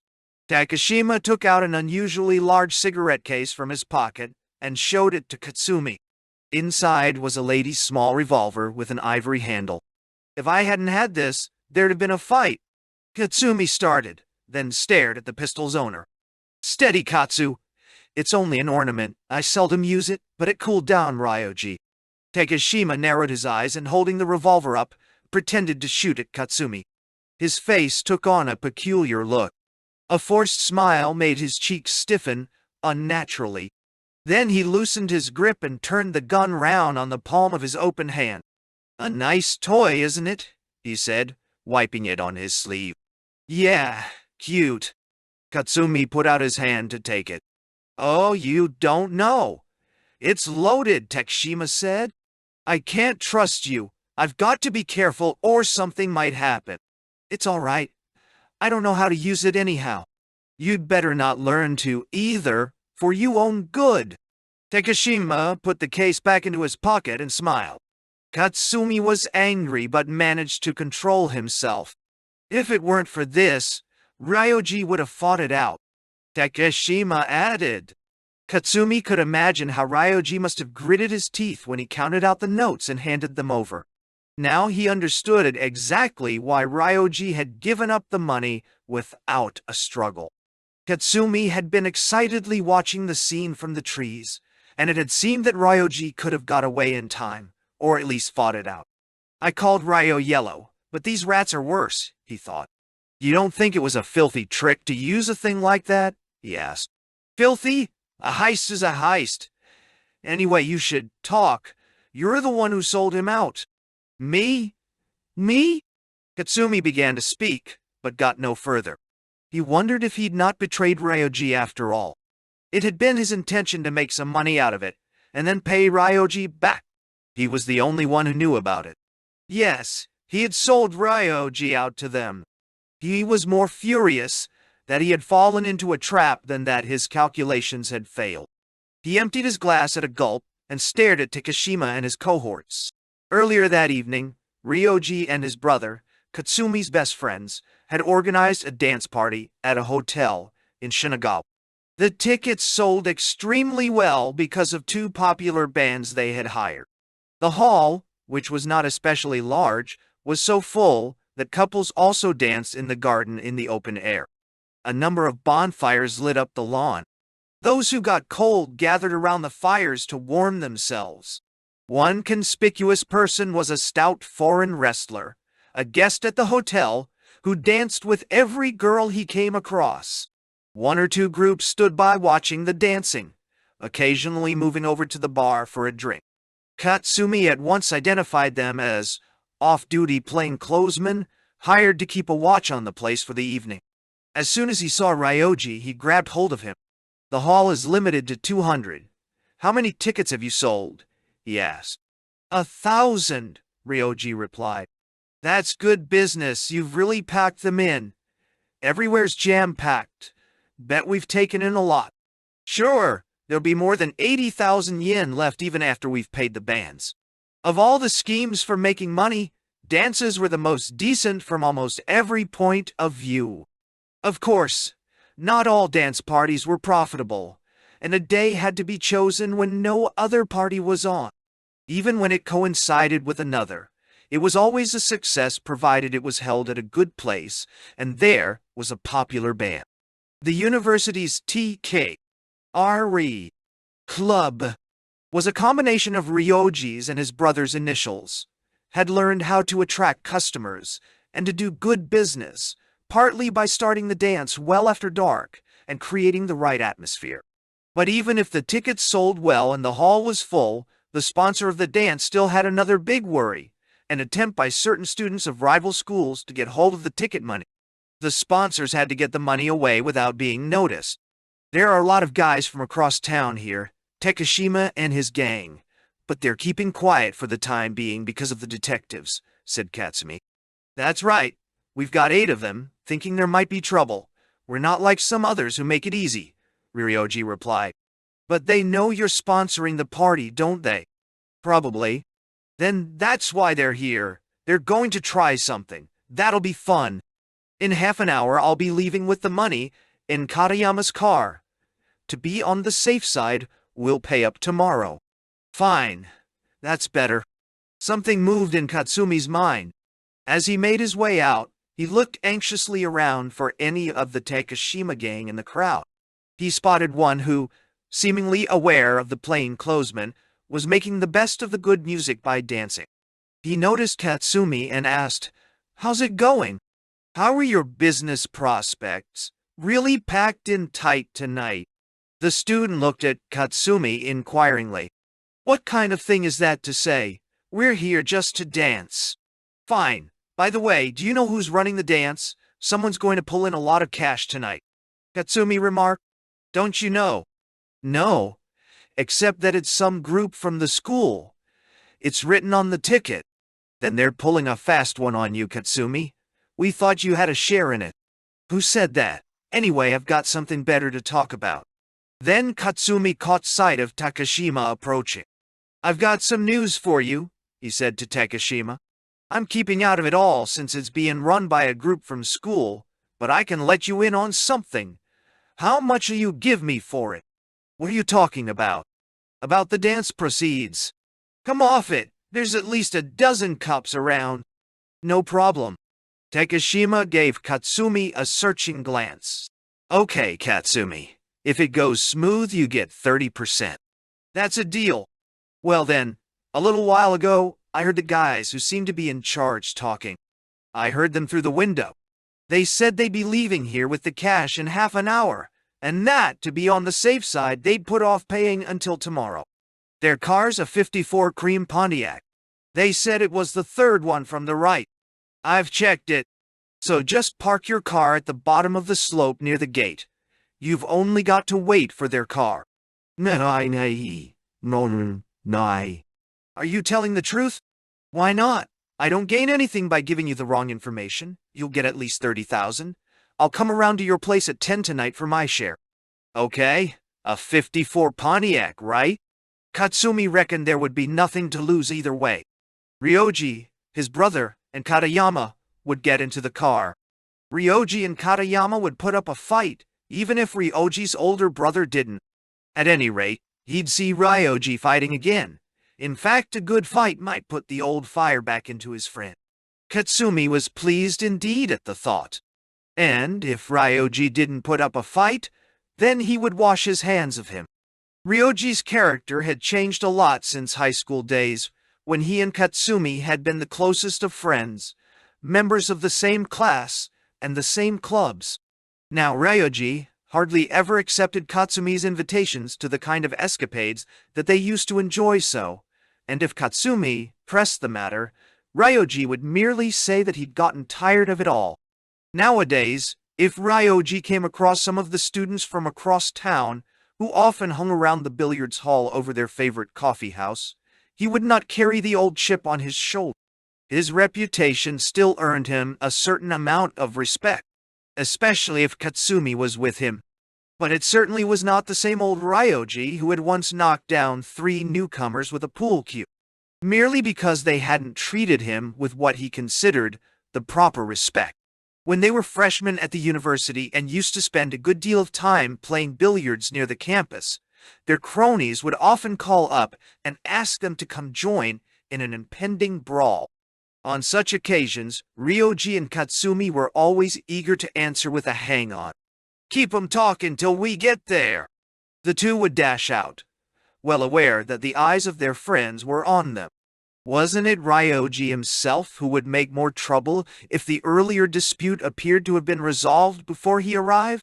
One Christmas, when they were in the 3rd year of high school, they had gone to a cabaret to amuse themselves.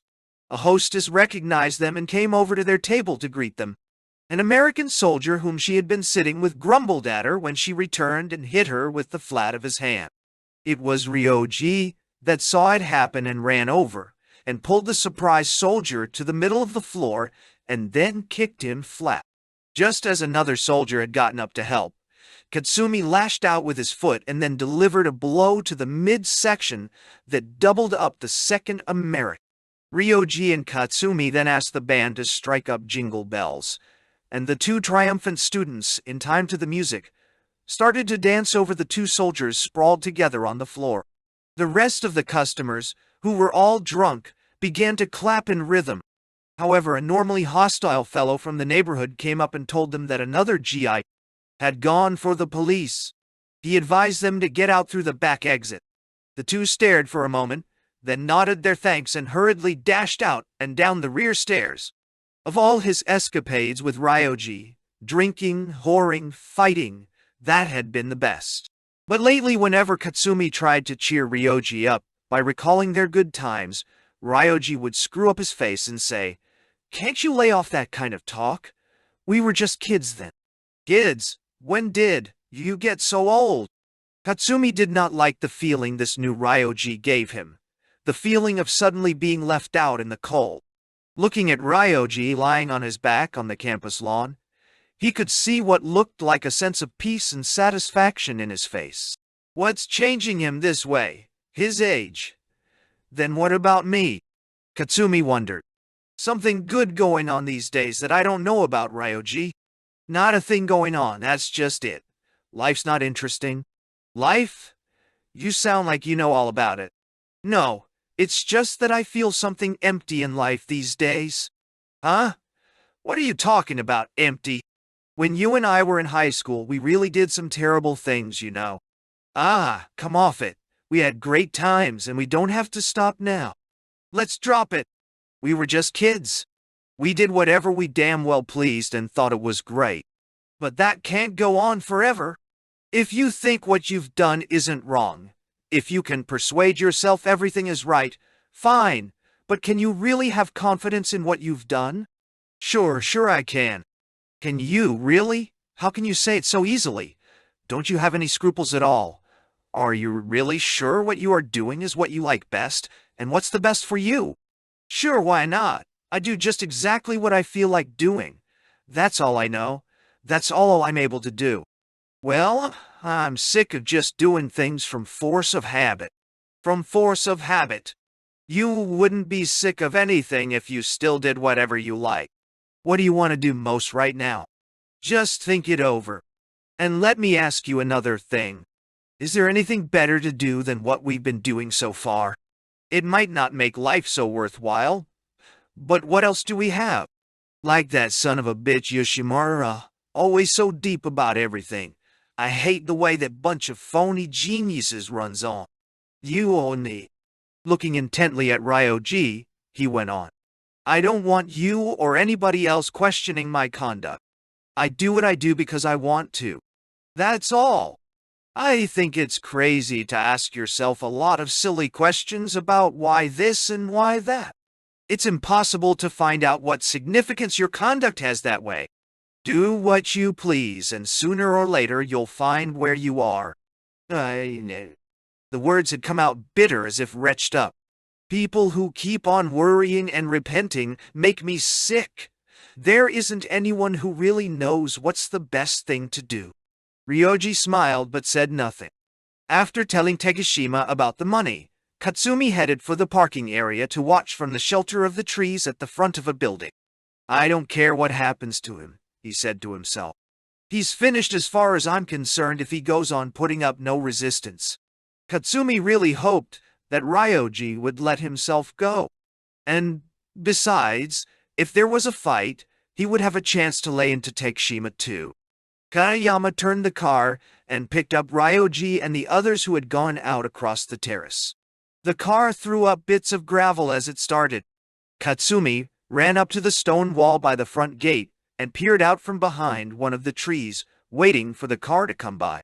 He saw a couple of students beside a car that blocked the way out. They were looking into the engine as if trying to repair it.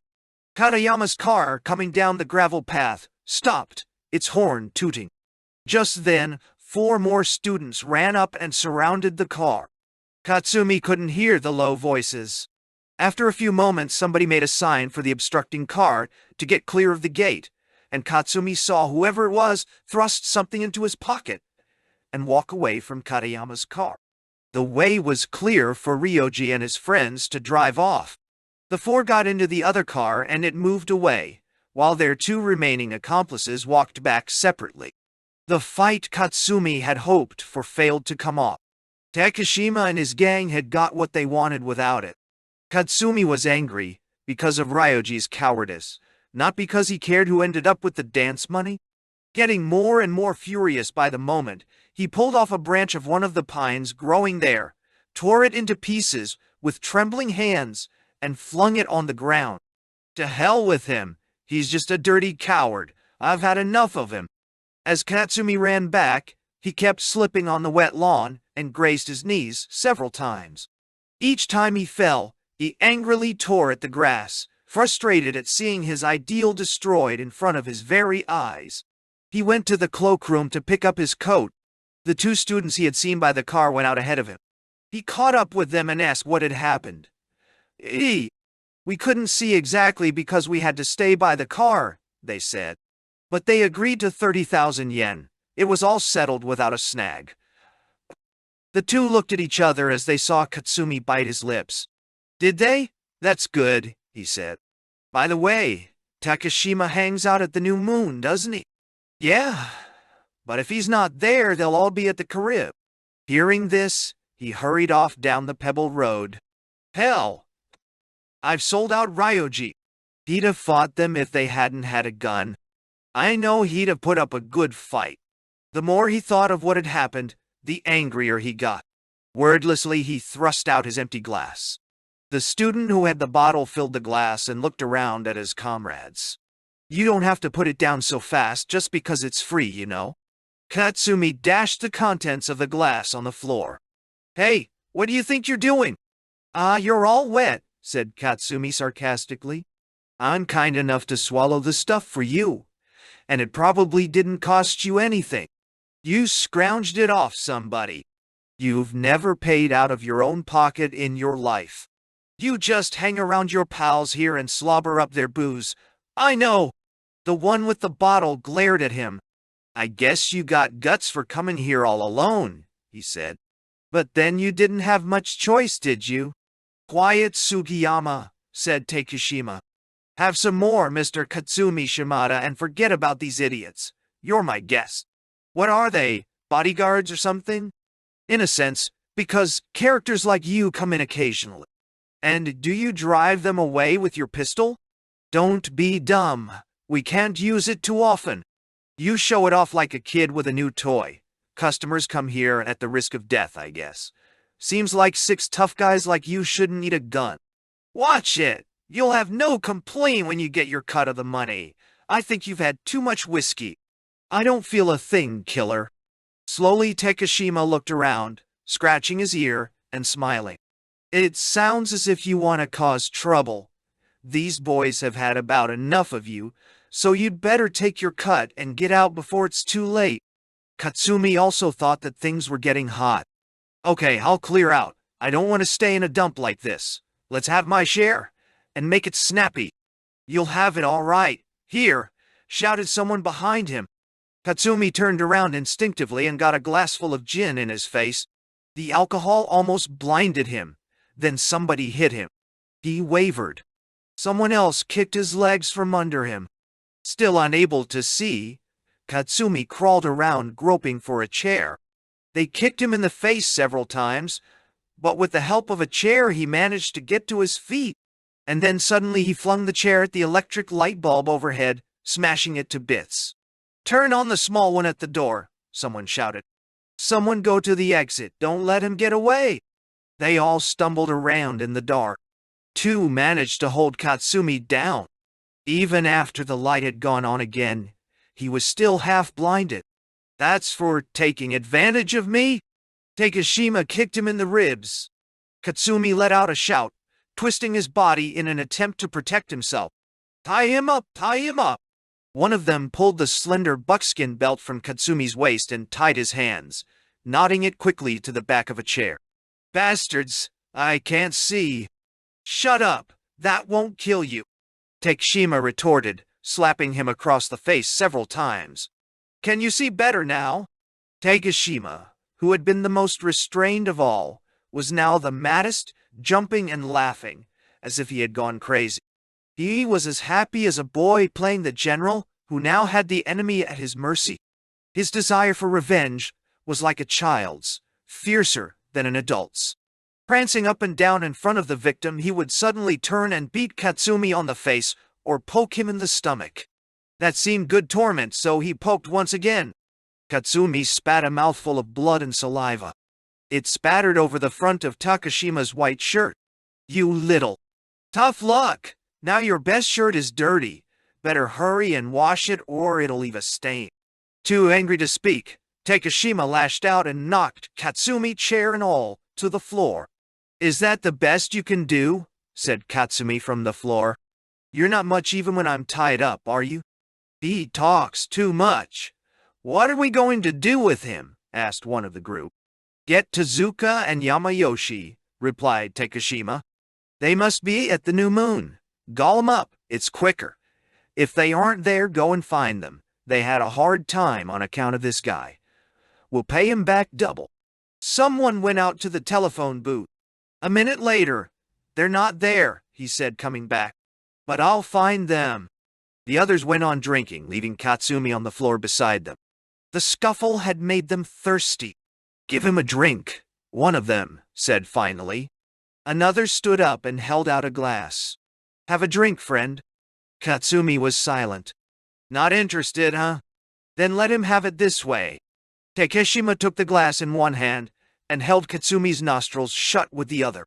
When Katsumi gasped for air, Takashima poured in the whiskey, and then threw the glass and what was left of the whiskey into his victim's face. Katsumi's forehead bled freely, and the whiskey stung his wounds. "Dirty yellow bastard," he coughed out. "He seems to be speaking. Can you still speak? I was wrong from the start. The way you got the money off Ryoji and now, a bunch of dirty double-crossers." "Shut up! You think we're Boy Scouts or something like you? Why don't you shut up for a while?" one of them retorted, punctuating the remark with a kick at Katsumi's face. Katsumi gritted his teeth and clenched his tightly bound hands to endure the pain. The buckskin belt cut into his arms. Yet, somewhere, somehow, he also felt a strange sensation of pleasure. "Tezuka and Yamayoshi'll give you something to remember too. They were in bed for a week once on your account, so they won't be long coming tonight. Just wait a bit." Takashima gave him another blow. Katsumi felt the congealed blood split and the warm fluid flowing again. It ran down into his eyes, oddly enough easing their soreness, and as the pain diminished, Katsumi felt another being within him struggling hard to see. It was like living in a nightmare from which there was no escape. No matter how he tried, he could only see dim red figures even when he opened his eyes wide. He tried to wrench his hands free of the belt that held them. "No, I'm not dreaming. There's pressure on my hands. I'm still alive. I can feel the belt," he said to himself, twisting his hands about frantically. "Bastards!" he shouted. "Still full of energy. Just wait a while, and you'll soon quiet down," Takashima said. "Can you still see?" someone asked, poking him with his finger. "Sure he can. If he couldn't, he wouldn't be afraid of anything." "Yeah, that's right." They got drunker and drunker as they planned what they were going to do with Katsumi. One drink after another increased their enjoyment of the prospects. "Shall we make him look like Scarface?" Even if we did, he couldn't see the results if he's blinded." Katsumi himself tried to imagine what he must look like, but could not. "Lousy, vicious bastards," Katsumi thought. "The way they use a man's body for a plaything. If I died, they couldn't care less. They don't know what they're doing, or why. They're kids. No, they're lunatics. I'm not afraid of them. But this way they use my body for their toy. It's horrible. But horrible or not, I won't give them the satisfaction of seeing me whimper." Katsumi felt himself impatiently waiting for something, but what it was exactly he couldn't tell. "I'm not afraid of these bastards," he kept saying to himself. Blood from the wound on his forehead trickled down his cheek, giving a pleasant tickling sensation as it ran over the hot, swollen skin. "Damn, Tezuka's taking his time in coming. And where's Kawada? Tez must be dead drunk somewhere. He'll make up for it later on. Sure, don't worry. There's a lot more left of this night." They went on drinking. Now they lost interest in beating Katsumi themselves. They could wait for the others to come and finish the job. That would be fun. They would come and finish up on Katsumi once and for all. They emptied glass after glass as Katsumi sat there in silence. Now and then they gloated over their bloody captive. But it was strange. He didn't feel like trying to escape. Now he too was waiting, not just for a chance to test himself, but seemingly for something else he knew was coming. Someone knocked outside the door that led to the bar. Yeah? Let me in, please. I have to get some whiskey from in there. It's a waitress, said one, and gave a sign to let her in, while another quickly sat on top of Katsumi to hide him from view. The girl came in and looked round curiously. Make it snappy. If you hang around here, you might get in trouble. What have you boys been up to in here for so long? Anyhow, she replied. Something very interesting. Want us to try it on you too? No thank you, said the waitress, bending down to pick up some bottles in the corner. Takeshima kicked at the hem of her dress, flipping skirt and petticoats halfway up her back. How many bottles you want? I'll stick an extra one up there for you. As the girl hurriedly went out, the boy who was sitting on Katsumi pretended to be talking to him. At the same time, he moved Katsumi's head this way and that way, laughing to give the impression of friendly teasing, while still managing to poke his captive in the face. It wasn't long before they heard footsteps and drunken female laughter at the door. There was a short conversation with a male companion, and then the door opened. One of their group, called Ishihara, came in pushing a tottering girl in front of him. No, I don't want to. I've never done it before, she said to him, still laughing. Katsumi thought the voice was familiar. He turned his face in its direction and tried to open his eyes. Hey, Ishii, you couldn't have showed up at a better time. We've something to show you. Huh? What are you talking about? Take a look at this. So saying, Takeshima pushed aside the one who had been blocking the view and pointed at Katsumi. It's Katsumi, cried the girl. What are you doing here? What's going on? Katsumi lifted his face. Now, he knew who it was. He felt an odd sense of relief, but it quickly gave way to a realization that the worst possible thing had happened. The girl was Akiko. What's with this broad? Asked Takeshima. You don't know her. She's my cousin. She won't get in your way. Say, Akiko, how come you know this guy? What do you care? Yeah, Ishii, what do you care? Anyway, more important is that Tsujuka and Yamayoshi will be here to finish him off soon. So if you've got anything to settle with this bum, settle it now while he can stand it, Takeshima said. No thanks. It's no fun to slap around a guy who's tied up. Anyhow, I've got nothing against him personally. I got to shove off now. This seems no good for a woman. Come on, Akiko. I'm not going. Huh, come on, you're drunk. What's it matter if I am drunk? I've got some debts to settle up with Mr. Katsumi. Have you now? Well, pay him off. Do whatever you please, laughed Takeshima. Ishikawa started to pull her toward the door. Leave me alone, she said to Ishikawa, breaking away. She walked up to Katsumi, who was now sitting with his face up. Well, Mr. Katsumi Shimada, this is the last place I expected to have the honor of seeing you. And what a sight you are, she mocked. Yeah, he's a looker, someone chuckled. Katsumi turned his head stiffly. Through the film of blood he could vaguely see her features. She slapped him across the face with her right palm. Katsumi did not duck or even blink. What's the matter with him? That funny expression? She said, looking around. His little eyes are all full of gin. We gave up our drinks for him, one of them explained. Akiko turned to the speaker and then back, looking closely into Katsumi's eyes. Can't you really see? She asked. That's my good fortune, now, isn't it? Katsumi replied. Akiko had been about to say something, but now only stared coldly at him. Go on, let him have another one. Takeshima shouted excitedly. So it was you I was waiting for all night, Katsumi muttered to himself. Yes, the thing he had been waiting for was this woman. The irony of it suddenly forced Katsumi to laugh out loud. Imagine meeting Akiko, especially here like this. He wondered how he must look to her now. Here was the woman he had taken physical advantage of, played with for a while, then dropped cold. Here she was standing before him. Takashima had talked of settling accounts. Well, Akiko would seem to be more indebted to him than anyone else, and that was funny.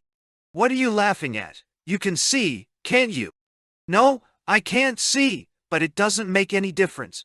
Pay me back what you owe me. You have a considerable debt to me, you know. Debt? What are you talking about? Akiko's voice was shrill and excited, and her clenched hands were trembling. Keep quiet and get on with it, someone said, handing her a glass of whiskey. She promptly threw it in Katsumi's face. Is that all you owe him? Pay some more. Your debt must be bigger than that.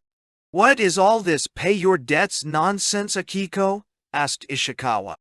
Akiko grabbed her cousin. You remember that time, that night? Well, it was him, she shouted on the verge of tears. So that's it, answered Ishikawa, staring blankly at Kasumi. So that's what? Asked Takashima, puzzled. Nothing. It's Akiko's private affair, he replied, turning back to Katsumi. So you're the big man. Well, it'll be hard to let things stand as they are now. I'm not saying I'm a big man, but I am the guy from the night you're talking about, said Katsumi, overcome with an unnerving sensation. And to himself, he said, and what a hell of a way to end up, meeting her here like this. Katsumi first met Akiko on the last day of the spring baseball series. That night, win or lose, students had thronged streets of Tokyo to celebrate the occasion. Along the streets, most of the shops had closed much earlier than usual, anticipating damage by overzealous students from the winning school. For many students, this was the only day in the year they wore their drab school uniforms. Others, dressed up for the occasion, showed their allegiances by small university emblems on their breast pockets. A long-standing and prudent tradition demanded that students of the respective schools break up after the game and go to widely separated areas of Tokyo for their celebrating. As a result, however, there were occasional random quarrels with whoever had the misfortune to pick that night to go out on the town. Office workers, tourists, and as the hour grew late, there would even be trouble with fellow students. Ryoji did not appear at the hour fixed for the group to meet, so Katsumi, Takeda, and Aikawa had a few drinks and then began to wander through the streets looking for excitement. Katsu, didn't you get a woman tonight? One of a group from the rugby team yelled as they passed, arm in arm with their dates. What are you talking about? It's early and I don't want to get a dud, he yelled over his shoulder. Yeah, but let's hurry anyhow. A woman's a woman, said Aikawa impatiently. Turning a corner, the three saw two girls coming out of a shop. They ventured a greeting. Top of the evening, ladies. None of them expected a reply. Hello, and congratulations on your win. The three boys stared dumbly for a moment. What's the matter? Congratulations, I said. Well, thanks. And how about a drink to help us celebrate? Accepting Katsumi's invitation, the two girls followed along in a spirited mood. Are you just going to have a drink and then abandon us? Asked Aikawa, feigning great disappointment. Of course, the better-looking one said. Why, we're afraid of boys, don't you know? Ah, don't talk that. Say, I'm the original guy who wouldn't hurt a fly, right, sonny boy? Well, I don't know. Aikawa returned. Sonny boy? Oh, that's cute. Do they really call you sonny boy? Not if I can stop them. They looked into a beer hall. It was packed with singing and shouting students. One student they had never seen before came up and started slapping them on the backs like an old friend. Hey, a great game, wasn't it? Yeah, now go back and tend to the chickens. These kids who get such a thrill singing the old school song and nursing a few beers make me sick. Come on. These big places are too noisy anyway. They had drinks at a number of places until they found a quiet Japanese-style restaurant. They went into one of the small rooms where just the five of them could sit on the matted floor around a low table. They told each other their names. Katsumi thought he had seen the girl with the slender figure and short hair before, but he was not sure. I think I've seen you around Akiko, haven't I? He asked. Have you? I don't place you. Don't take him seriously. Come on, Shimada, don't move in so fast. Really? I just don't remember where, that's all. Who'd believe you? You'd say anything to get ahead of us. The girls looked at each other and laughed. Katsumi was intent on comparing them. Next to Akiko's bold eyes and unusual face, the other girl, Kyoko, was like a baby. He had to smile at her taking out a cigarette and getting Takeda to light it. A smoking baby. Akiko interrupted Aikawa, who had started to go after more beer. Are you ordering more beer? Can't we have sake? Sake? Sure. As much as you please, he replied, winking at Katsumi behind the girls' backs. Where did you girls learn to drink hard stuff like that anyway? He asked a few moments later as he sat back down with a bottle and some small sake cups. Oh, around? Was the reply. You don't think it's just for gentlemen, do you? Here, let me pour you another. By now, Aikawa was flushed. More than the girls, and listening to them talk cooled down his enthusiasm for the evening. Takeda had left the room to go to the men's room, but few seconds later, Katsumi noticed him beckoning from the hall. Katsumi excused himself. What do you want? He said. I've had a great idea. We don't want to let 'em get away, do we? They'll go on just drinking like this for a while, so let's go out and get some pills. It'll be easy. Pills? What kind of pills? Sleeping pills. What do you think? They'll know. They'll never guess. We'll put some in their beer. They're halfway gone already. The way they're drinking, we won't even need pills. They'll throw up if you make them drink too much. Pills are better. Did you tell Aikawa? Not yet. Later is soon enough. Okay, but how can we get hold of sleeping pills? That's it. We can't both go. You know what happened to me last year. Besides, Tagawa and his gang saw me come in here. Takeda was afraid of Tagawa and his hefty Rubji friends. He had gotten pushed around for getting smart with them not too long before. Fair enough, I suppose, Katsumi said sullenly. Okay, and I'll check if Ryoji's drinking at the Muse. Don't waste a lot of time. I'll tell him you ran into a buddy. Katsumi rushed out. He ran this way and that, looking for a pharmacy that was still open. He was out of breath when he finally found one. I want some strong sleeping pills. The druggist looked at him dubiously but produced a box. Do they taste bad? They do have a slight taste, but not very much. Guess I'd better take 'em with beer? Not a bad idea, said the druggist, smiling. Katsumi put the sleeping pills in his pocket and went out. On his way back, he looked in at the Muse. Ryoji was drinking at the bar with a classmate named Yoshimura. So that's what's happened to Ryo. That egghead has taken away all his guts. Katsumi was full of disgust for Yoshimura, and all he stood for. That phony intellectual, all he's got his head for is talking a lot of brainy garbage. Strip him down, and what have you got? Not a damn thing. Not a man. Talk, and he has the nerve to tell me what I should do. Well, I got to the university too, and I'll be damned if I'll be a snickering holier-than-thou bastard like him. Katsumi smiled and waved a greeting at Ryoji, and walked across to the bar, forced his way into the crowd at the bar, and sat down. So you finally showed up. I had some things to take care of. Couldn't get away till now, Ryoji said. Have you been out scouting yet? No, not yet. Anything interesting happening? Yes, sir. Katsumi took out the box of pills and rattled them in Ryoji's ear. Something is happening. What's in there, Katsumi? Katsumi lowered his voice and explained.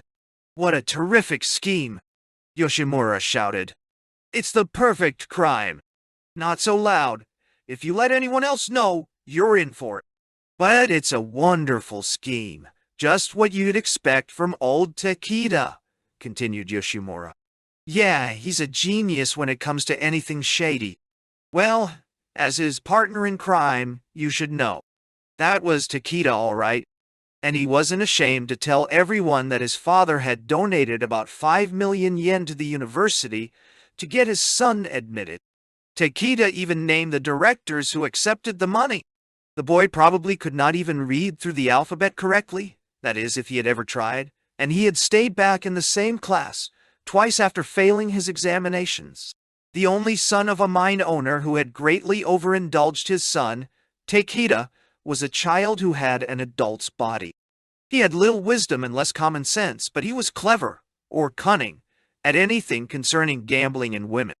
But when things took a turn for the worse, he would turn stingy with a seriousness that had you laughing before you could hate him. They said that he'd lose all of his father's fortune, or else double it if he ever got a chance. "Hand me that spoon, Rika-chan," Katsumi said to a girl at the bar. He began to crush the pills on the top of the bar with the back of the spoon. "Gotta do it this way. What else can we do? Tell them it's a contraceptive or something and expect to have them gulp it down.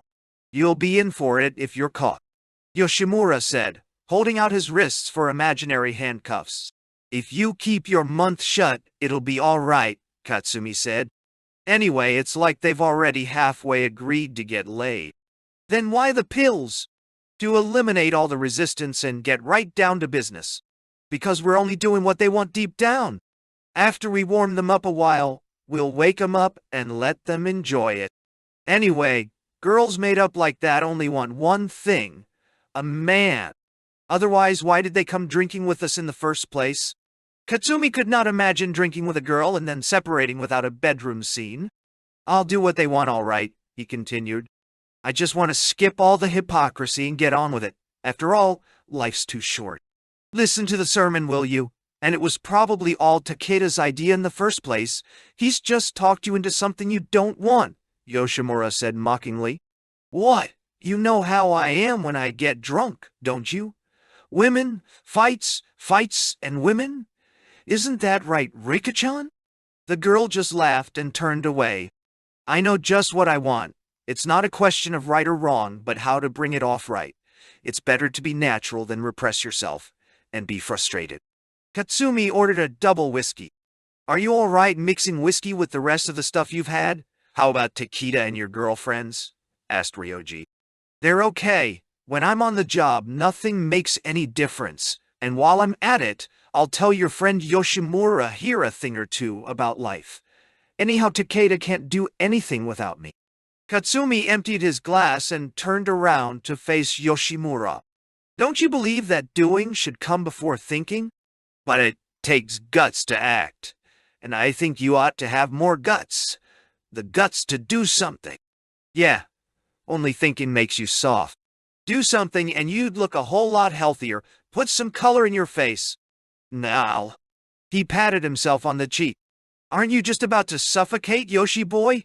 Or are you already too soft to realize it? When I start to think, I just choke up. I have to hit myself to keep from going crazy. You've got to do something. It's action you want, not words." Yoshimura listened to Katsumi in silence. A smile appeared on his lips but soon faded away. "Put your thoughts into actions like me. You make out like you'd be the last person to approve of what I'm up to, but in fact, you'd probably like to be having a go yourself. If you want, come on right now and join us. You're welcome, or else you can go tell the police. You have to do something to be true to your ideas and yourself." "Nyanwai." "Sure, I see what you're trying." Katsumi suddenly interrupted by banging his glass on the bar. "I've got it," he shouted. "The girl. She's changed her hairstyle. I knew I'd seen her before." He burst into laughter. "So what's funny all of a sudden?" "I just remembered something," he laughed. "Something just came to me out of the blue. I'm late. If you're coming, you'll find it interesting, Yoshimura." Katsumi got up and went out into the street. He couldn't help chuckling to himself as he patted the box of sleeping pills in his pocket and looked back at the bar. It had come to him while sitting there that the girl Akiko had once been Yoshimura's girlfriend. The previous autumn, after Katsumi had been elected chairman of his class, he and Yoshimura had had to organize the details of a class project. He went to look for Yoshimura at the library, where a committee meeting was to take place. He was there, involved in a heated discussion with a girl who was a student of philosophy. She had long hair and wore a conspicuous black one-piece dress. The exchange between the two had gone on for some time, until Yoshimura finally had to admit that her argument had him. Everyone had been surprised that Yoshimura was defeated by a girl. When Katsumi tried to rub it in, Yoshimura could not praise her intelligence enough. He was obviously infatuated with the girl. He said her name was Akiko. You really have it bad, don't you? Don't be too curious, said Yoshimura angrily. But, after a while, he asked, does it show that much? After that, Katsumi had sometimes seen them walking together in the street, but he soon lost interest in them. Who could care about a couple that looked more like a teacher and pupil? Teika had become very impatient by the time Katsumi finally got back. Where the hell have you been all this time? He snapped. Did you get the pills? Of course I did. Katsumi patted his pocket. Takeda laughed, forgetting all about his impatience. The two girls had been getting drunk on sake while Katsumi was away. Kyoko looked to be in the worst condition of the two. Where have you been all this time? It's no fun with just Sonny Boy, she said. Don't call me Sonny Boy, Takeda retorted sullenly. Aikawa had already fallen asleep. His head had dropped forward on his chest, his hands stuck in his pockets. Looks like I'm your only decent host, Katsumi said to the girls. Well, host, we're tired of sake, thank you. We'll have beer instead then. That'll sober us up, and then we'll go someplace else. While the beer was being served, the two girls got up and made their way to the toilet. This gave Katsumi time to take the powder out of his pocket and put it into the foaming beer mugs. Hearing the clinking of the glasses, Aikawa woke up. Hey, did you finally get the beer? Takeda put the rest of the powder in Aikawa's mug and handed it him. Here, drink her down. Only half awake, Aikawa drained the mug, stretched himself out on the floor, and went back to sleep. Let's hope he doesn't wake up for an hour or two. You're a real friend. Relax, he's always the first to go to sleep at a drinking session. He wakes up and gets merry when the rest of us are ready to pass out. Anyhow, now there won't be any quarrel over the women. The girls came back. Here are your drinks, Katsumi said, handing the beers across the table. Akiko took hers, sipped a little, and then upended the mug and finished it all. That's awful beer. What kind is it? She said. Katsumi began to stutter and answer, but Takeda was quicker. Don't you know real beer? It's a new brand. Really? She watched him closely as she held her mug out. Katsumi felt his hand tremble as he poured more beer for Akiko. He felt rather ashamed of himself. Aikawa slept on soundly. The other two watched the girls closely. The sleeping pills began to have an effect. The girls made vain efforts to keep hold of their mugs and to hold themselves in an upright position. They finally surrendered and covered broad yawns with their hands. Oh, I'm getting awfully sleepy all of a sudden. Are you? Well, we'll be going out in the fresh air soon. After a short time, they all got up to leave the place. Katsumi carried Aikawa over his shoulder, and Takeda put his arms around the two sleepy girls. By the time they had settled the bill, the two girls were leaning against the wall, fast asleep. Takeda shook Akiko. Hey, are you all right? She opened her eyes slightly. I feel a little funny. I wonder what's the matter with me, she replied. Afraid of what might happen if the two girls should start crying when they woke up, the boys decided to take them to Takeda's flat. Takeda's father had made the 4th floor of his Tokyo office into a comfortable apartment for Takeda and his sister to use while they were students in Tokyo. It was not the first time Takeda had used the rooms for more than his father had intended. My sister's gone to someone's birthday party. She'll stay there all night, Takeda said. That's good. No interruptions. They stopped a taxi and told the driver where to go. When they arrived, Takeda told the driver to take Aikawa onto the Muse and deposit him. We don't know if Ryoji is still there, and if he is, he won't like this, Katsumi laughed. Don't worry, and if he's not, Riko look after him, he'll be okay. At the office, the doorkeeper let them in with a knowing grin. They went through the empty hall and took the elevator to the 4th floor. Once inside the flat, they laid the two helpless girls on the sofa and began to argue who would have which. Earlier Katsumi would have taken either one, but because of Yoshimura, he had decided on Akiko. Takeda also wanted her. Katsumi didn't say what he had learned, figuring it would make Takeda want her all the more. "Why do you want this one?" Katsumi said. "Why do you want her? I had to hold both of them up, and this Kyoko's got no meat on her. That won't make her any worse. And what are you going to do if I insist on Akiko?" "Huh, well." Seeing Katsumi suddenly serious made Takeda a little nervous. "Tell you what, we'll toss for her." "Hell, after all I've done? Didn't I go out and get the pills and then get the girls to take them? And now Aikawa's out of the way. You'd be out of luck if I weren't around. Take it or leave it." Something in his tone made Takeda's expression change. "All right," he said hastily. "I'll settle for the one you say." Katsumi took the key to the inner room and picked up Akiko in his arms. Although half asleep, she seemed to sense something as the door was closed and locked. She opened her eyes a little. Where am I?" She struggled feebly in his arms. Katsumi laughed. He kissed her, pressing his lips hard on hers. Then he tossed her onto the bed. He tried to rouse her, with little success, and then found himself staring at the drunken figure beside him. Something had gone wrong. His face changed. "How could I ever have wanted to sleep with you, even for a minute? Is this what all you girls are like after all? So easy?" He remembered how beautiful she seemed when she coolly and boldly argued with Yoshimura. But he was disgusted at the woman lying before him, making no effort to sober up. "Say something, can't you, instead of lying there like a rock?" He was full of anger and contempt. He pulled Akiko up by her coat collar, pulled off the coat, and then began to tear off her skirt. But even half naked, she only shook her head drowsily, her expression soon becoming blank again. "Open your eyes and look at me," Katsumi said, and slapped her on both cheeks. For a moment the sudden shock caused her to raise her head and stare at him, but then she fell back limp. Angrily, Katsumi threw himself on top of her. An hour or so later, Takeda knocked at the door. Akiko was lying on the bed crying, her face buried in a cushion. Crying for nothing. All that happened was she took a sleeping pill, Katsumi thought looking at her. Things weren't so good. Mine had never done it before. Now she's crying like crazy. How about you? Takeda spoke in a low voice. What the hell's on your mind? We'll have to get them out of here.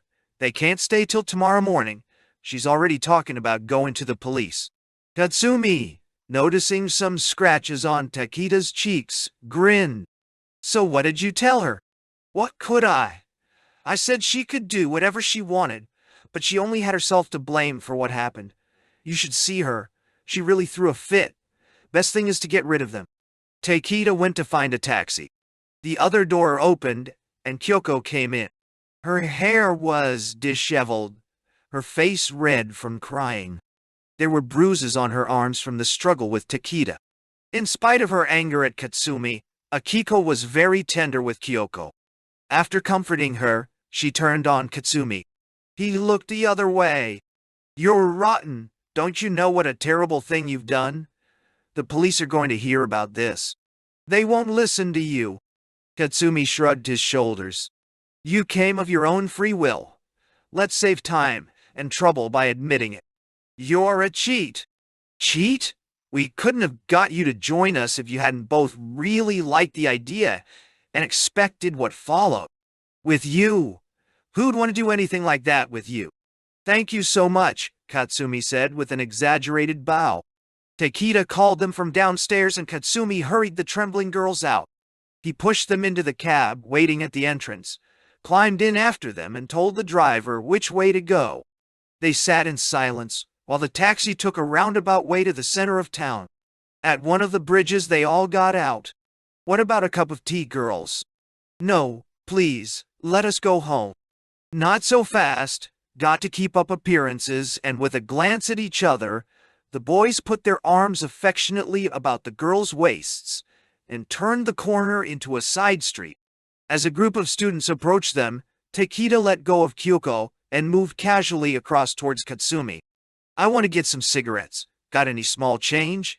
He asked, winking. Katsumi stopped and felt in his pockets. The girls walked on, and for a moment the group of students hid them from view. Now, let's go, and they dashed off, each in a different direction. They were out of sight in no time. Full of his success, Katsumi turned toward the muse to find an audience. It was almost closing time. Ryoji left long ago, the manager told him. Did a fellow called Aikawa turn up? You know that one? He was dead drunk. Your friend got rather upset about it. Really? Glad you took care of him. He might have got run over if he'd been in the street. A week later, Katsumi was surprised to get a letter from Akiko. He could not imagine how she had found his address. But he was well known at school and around, so probably it had not been so difficult for her to trace him after all. She wrote only that she wanted to meet him, giving the time and place. The letter seemed reasonable enough, so he wrote back, agreeing. The place was the second floor of a tea house, and he went along cheerfully at the appointed time. Akiko arrived a few minutes after Katsumi sat down. When she caught sight of him from the foot of the stairs, she smiled and waved. He was not sure of how he should react and ended by producing a slightly surprised smile. Sorry I'm late, Akiko said, almost coquettishly, as she sat down. Katsumi looked at her warily and replied, Well, sorry too. Oh, let's talk about that. There wasn't any other way, so what can I do for you now? Oh, this and that. How's Kyoko? He asked, still wary. Poor thing. That was an awful type you put on her. She's so depressed, she hasn't gone out since. Did she go to the police? Katsumi allowed himself to smile. I don't know. And did you? Not yet, but I may. It depends on you. Is that some kind of threat? In a way. She ordered tea from the waiter without waiting for Katsumi to ask her what she wanted. Now, tell me why you picked me the other day. You said you'd seen me before. Where was it? Katsumi decided not to reveal that he'd seen her with Yoshimura. Guess I just liked your looks, that's all, he said. And how about now? Now? Now you kind of scare me. But you look even better. I don't believe you. Well, then where are we? That's what I want to know. He began to wonder if she had decided to try and hook him. How do you feel about me now? He asked. Me? She paused, looking out of the window and up at the ceiling. I like your frankness, she replied slowly. I like your recklessness too, but I hated that guy we called Sonny Boy. Oh, we don't have much to do with him, so have you decided I should like you in return for your frankness? Your generosity? Is that wrong? She asked demurely. Well, you're not shy anyway, he said, and they laughed. Do you think people fall in love just like that? So easily? Anyway, what's love? Haven't you ever been in love? She asked. When I see a girl I want, I try to make her, just like that. No time to talk about love with all the trimming. Just like the other day, I suppose. Maybe. It's the only way I can feel about a girl. If she wants more, well, I haven't got it to give. Akiko paused for a moment. Her cheeks flushed as she spoke. All right. If that's how it is, it's fine with me. Why he could not say, but for a moment, Yoshimura's face flashed before Katsumi's mind. He smiled. Akiko would be his girl now. A couple of weeks passed. Then one day, Katsumi happened to run into Yoshimura at the Muse. Ryoji turned up shortly after. What's going on? You haven't been around here lately, Yoshimura said to Katsumi. I'll bet you're up to something. Katsumi thought with satisfaction of Akiko, and he pictured Yoshimura's face when he found out. Still doing just what I want and not caring about the consequences, Katsumi answered. Be sure it doesn't turn into a nightmare later on. It all seems so easy now. But suppose you can't pull out when you want to someday. Nightmare? Why should I care? I don't care what you say, and I don't worry about later. Living for the moment's what counts. The way people like you live cramps me, like living in a small room. It's torture. I want to get out and do whatever suits me. Just thinking won't help find anything, no matter how hard you think. There you are. Where? Where I have to think more. That's right. You're just going to burn yourself out for nothing at all, Katsumi. You felt nothing worth feeling. You've done nothing worth doing. You just resist everything blindly. But for what? You just say that because you haven't got the guts for my kind of life. That's all. You can't even go out and hook the girl you like. Katsumi felt he was getting drunk, but it was too late to stop. Well, Yoshimura, shall I tell you something interesting? Remember that girl Akiko you thought you were so in love with? Well, she was one of the two that Kikita and I laid on the last night of the baseball league. He was aware that Ryoji was trying to shut him up, but he went on all the same. Akiko likes a good time and you couldn't service her. So what do you think happened? Did she have me arrested for rape or something? No, she liked it, and now she's hot for me. At least that's what she says. Katsumi saw Yoshimura's face darken and drew nearer to him, enjoying himself very much. She may be smart like you, but she's got more spirit than you'll ever have. She does what she wants, and I can tell you that she really knows how to do it. Yoshimura picked up a glass and started to fling it at him. Katsumi forestalled him with a smart downward blow that numbed Yoshimura's hand and sent the glass crashing to the floor. "Break it up, you two!" shouted Ryoji, getting between them. "Let him fight!" yelled Katsumi. "Come on, Yoshimura. See how far you can go. Show some guts. I'd like to fight over a woman with you." Yoshimura started to react but stopped and sat down again. "I don't think I want to make a fool of myself." "You don't think so, huh? Come on. Be a man and have it out. Or would you rather go home and take it out on the furniture? Breaking a mirror won't make you forget I swiped your girl." "Shut up, Katsu!" Ryoji said, stepping forward again. All right, I'll leave him alone. He's not worth the trouble. I'll be waiting for you in the pool room." With that, he left them.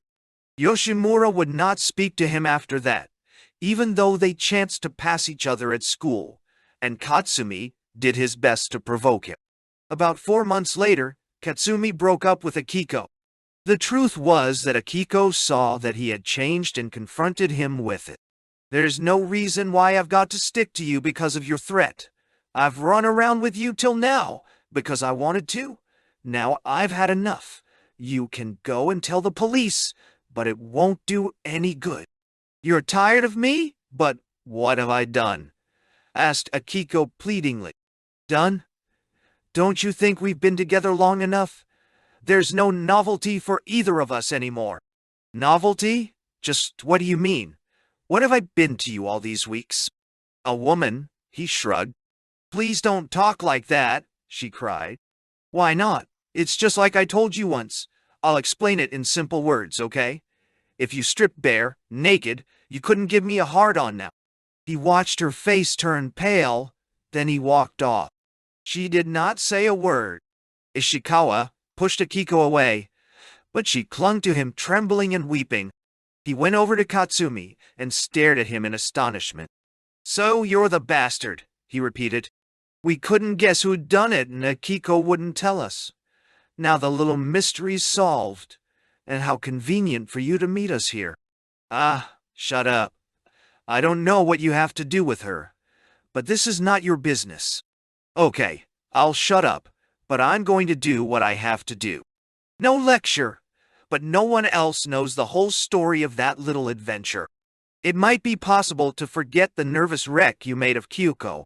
Maybe they should have known better, but after that, when this girl was really serious about you—" Ishikawa cut off his sentence, preferring to finish by 6 or 7 smashing blows to Katsumi's face. Katsumi could only let his head jerk loosely with the blows and endure as well as he could. He felt his flesh swell with the pounding. But Ishikawa had not finished. Jerking Katsumi's head up by the hair, he spat in his face, then he turned round to Akiko. "You remember this face, don't you? Changed a bit, I guess," he said, pulling her forward by the hand. "Now it's your turn." Akiko came nearer and looked down at Katsumi without saying a word. The skin was broken on his forehead and around the corners of his eyes. His lips were cut, and his whole face was covered with wet, slimy blood. He was breathing as if he had just finished a hard race. He seemed to be trying to look at her with his bloodshot, swollen eyes. She wondered if he could see. Maybe he could, for as he raised his head he appeared to recognize her, and then he broke into a grin, and suddenly spat out a half-bloody mixture that splattered on Akiko's arm. He grinned again in apparent satisfaction and defiance. Was it this same defiance that had first attracted her to him? This refusal to know defeat? When he had thrown her on the bed that night, and every time afterwards, was it this crazy sneering grin that appealed to her? She was revolted at him, and at herself. She lashed out blindly at his bloody, swollen face, her hand striking the red ooze again and again. Anything to remove that insane, insensate grin. It was as if she and Katsumi were alone in the room. She struck at him till her arm ached, and tears ran down her cheeks. Her blows often missed their mark, hitting Katsumi's shoulders and neck. The room began to spin round her. She could neither stop nor go on. All at once she collapsed onto Katsumi. She clung to his knees and began to sob bitterly. "Give him more, Akiko! Don't go soft!" Takeshima and his gang were full of drink and enjoying the spectacle. She could only hold on to Katsumi's knees and cry. "Get her away! She's crazy!" shouted Katsumi, and with a fierce upward movement of his knees, he spun her over backwards. "Hey, he kicked her! Son of a bitch!" Ishikawa kicked Katsumi full in the stomach, sending him, chair and all, flying savagely onto the floor. Something thick and hot filled Katsumi's throat. He was only half conscious now. Ishikawa pushed his foot in Katsumi's face, which somehow brought him back to his senses. "That's enough!" shouted Akiko hysterically. "Shut up!" Ishikawa found Katsumi's throat and pressed it with his heel. Katsumi twisted himself, vainly trying to escape. In a moment, his head was filled with something seething, and red flames doubled and tripled before him. Then he blacked out. Ishikawa shook him back to consciousness and repeated the treatment. Each time he came back to his senses, Katsumi tried to remember where he was. Yeah, these bastards are out to kill me. But now all he could do was to take it. It even relieved him. This is the worst they've managed to do yet, he thought fuzzily. If you go too far, you'll kill him, Takeshima said thickly. The thought seemed to sober them up. Silently, they looked at Katsumi and Ishikawa in turn. One of them put down his glass and felt his own neck. "Apologize to the girl, then," Ishikawa said suddenly. Katsumi struggled to speak. "Go ahead, kill me. I'd be doing the world a favor if I did." He pressed on Katsumi's throat again. "What's the good? You'll never make him." Akiko screamed. "Won't I? Watch me." Nobody breathed. When Katsumi came around again, Akiko pulled at Ishikawa, trying to drag him away. "Please apologize, Katsumi. Please say you're sorry. Please, please," she begged. Ishikawa lessened the pressure. "Sorry? Sorry for what?" came Katsumi's voice. He was no longer aware of where he was, of the girl, or of his tormentors. Although he felt it was not the time to think it over, the matter clung tenaciously to him. The answer did not come to him, although it seemed very easy to get it. Ishikawa kicked his shoulder. "No!" The sound from his pained throat could hardly be called a voice.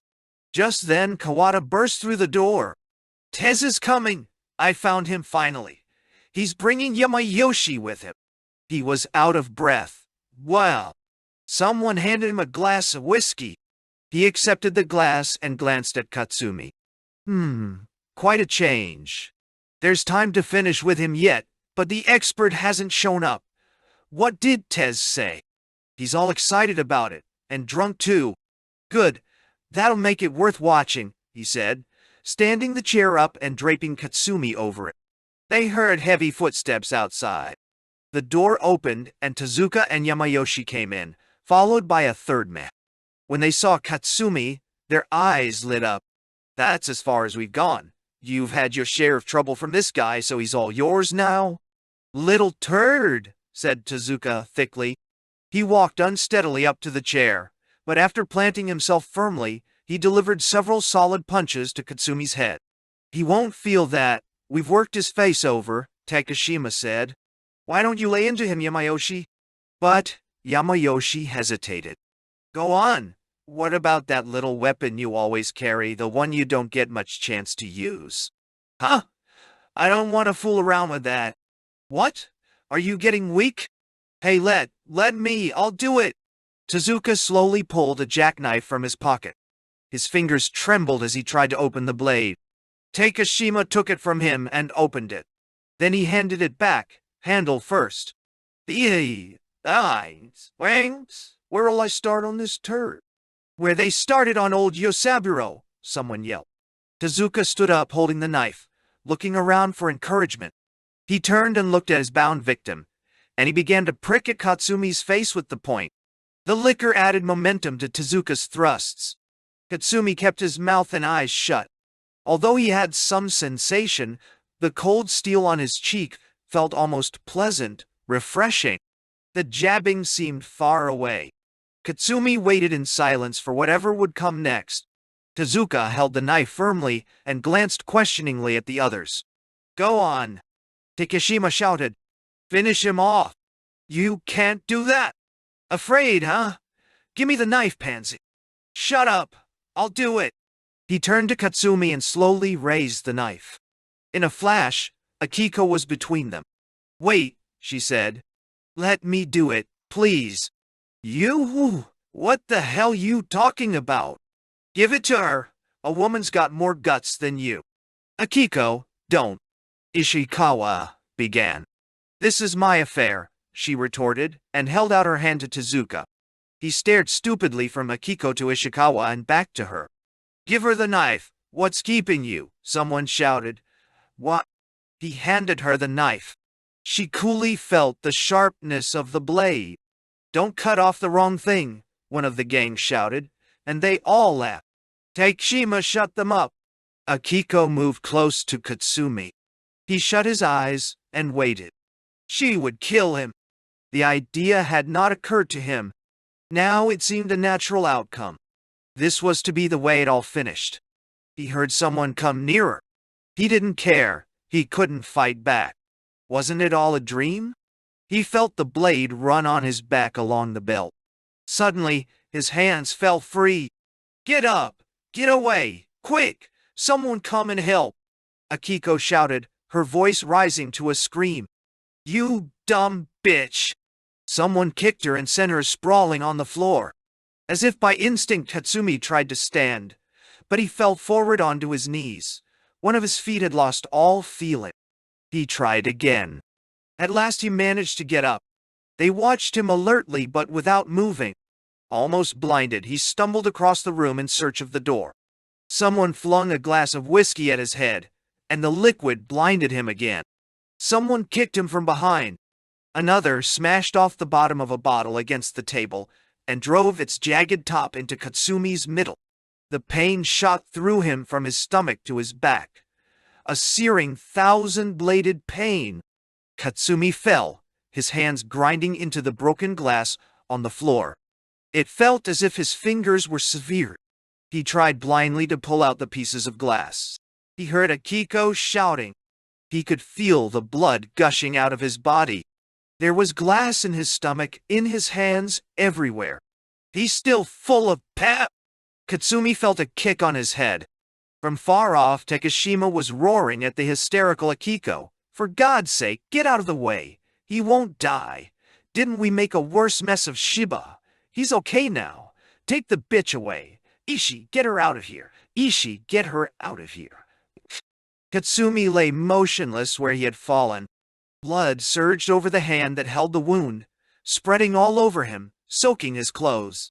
"Throw him in the alley. Someone'll pick him up, and keep away from this place for a while. That waitress who came in for bottles won't talk." Two of them took hold of Katsumi's feet, dragged him through the back door, and flung him out into the alley. Stepping over him, they disappeared down the dark lane.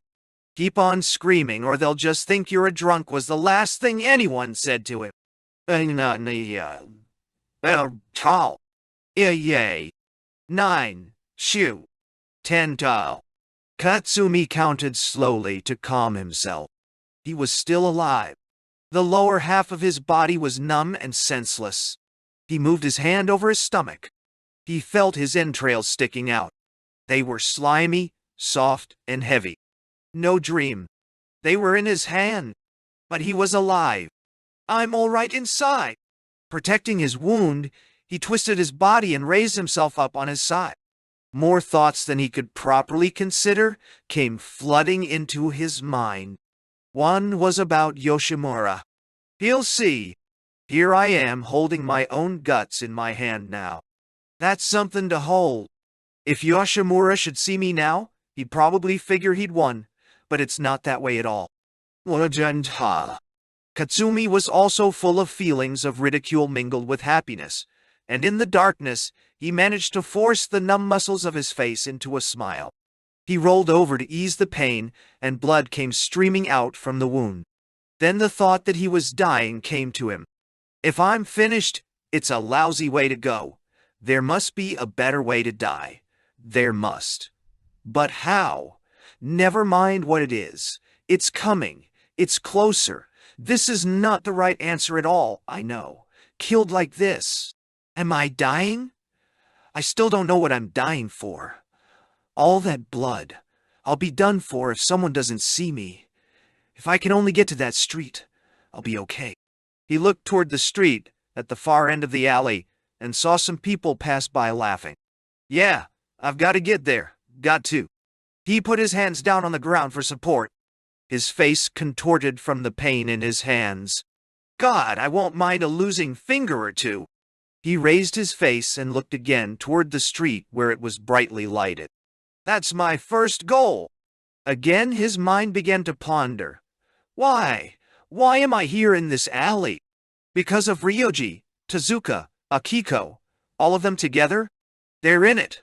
But besides, there's something in me that dragged me into this. But what? What am I looking for? Ryoji, Akiko, and Tezuka. They're just a start to it. This was a clumsy way. I had to get hurt. But I must be getting closer. I'll still win over it. But maybe this is a dream. All a terrible dream. No. No. I've done just exactly what I wanted to do. I stuck to my ideal, my way. The answer, or the conclusion, Yoshimura's word, isn't here, but I can almost see it, far away.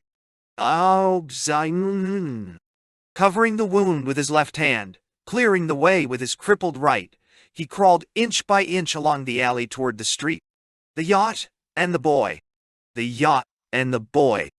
Yato to Shonen. Solitude, Récif, Étoile. A n'importe, ce qui value. Le blanc souci de notre toile. Mallarmé. After the race around Oshima Island on Mr. and Mrs. Higgins's yacht, the boy somehow knew that one day he would have a yacht of his own, no matter how small. The boy's hazy premonition came true. The scene the boy had witnessed the first night of the race had played on his emotions, bringing a feeling new to his experience. What he had witnessed on the second night of the race, while on watch when the boat rounded the island and headed to the goal, had disturbed him even more, making him shiver at the thought of the unknown world's sweet sadness that had suddenly broken upon him with awing severity and force. The boy had felt a strange rapture possess him as he gazed across the surface of the sea and up at the vast starlit sky. From that time on, he was troubled by a sense of loneliness and desire swirling within him, but which he could not fully comprehend. He ran back to his home that night, declining Mr. Higgins's invitation to a party at his home to drink in celebration of the day's victory. Now not a moment was to be lost. The boy wanted to be alone in the quiet of his own home. That night in bed, the boy recalled the two moving scenes he had seen aboard the boat. The pleasant, thrilling feeling assaulted him again. What's the race? What's victory? They're nothing to what I saw. I've been left behind. I've been cheated. The boy couldn't sleep. His eyes stayed wide open in the darkness. He saw the scenes in succession, one while they were becalmed and the other near the goal. Their images pressed hard against him. Trying feverishly to get rid of the illusions, he tossed about in his bed. But he could not clear his mind, which was attracted to a bittersweet agony he did not understand. Yet another self was possessed by anger and impatience. The boy could not tell what sentiment this was. It might have been indignation towards unseen brutality that had been tormenting the boy, assaulting him with a sharp and thrilling blow against his sex impulses. What the boy had gained during the great race was not the experience of a glorious challenge, the kind a yachtsman usually would boast of. It was instead a new strange agony that he had experienced while at sea. Tossing about on the bed, the boy cried out all of a sudden, "Yes, that's it." Thrusting aside the quilt, he suddenly got up. "I'll get a yacht of my own, even if it's just a small one. I'll buy one for myself, and aboard it I'll do just what they did," he said, firm in his decision. The idea relaxed and satisfied him, and he went back to sleep and to dream. He imagined his yacht scudding across dark waters among the rocks of Seshikiji near Oshima Island. He saw the beautiful white limbs he had glimpsed in the cabin aboard the yacht.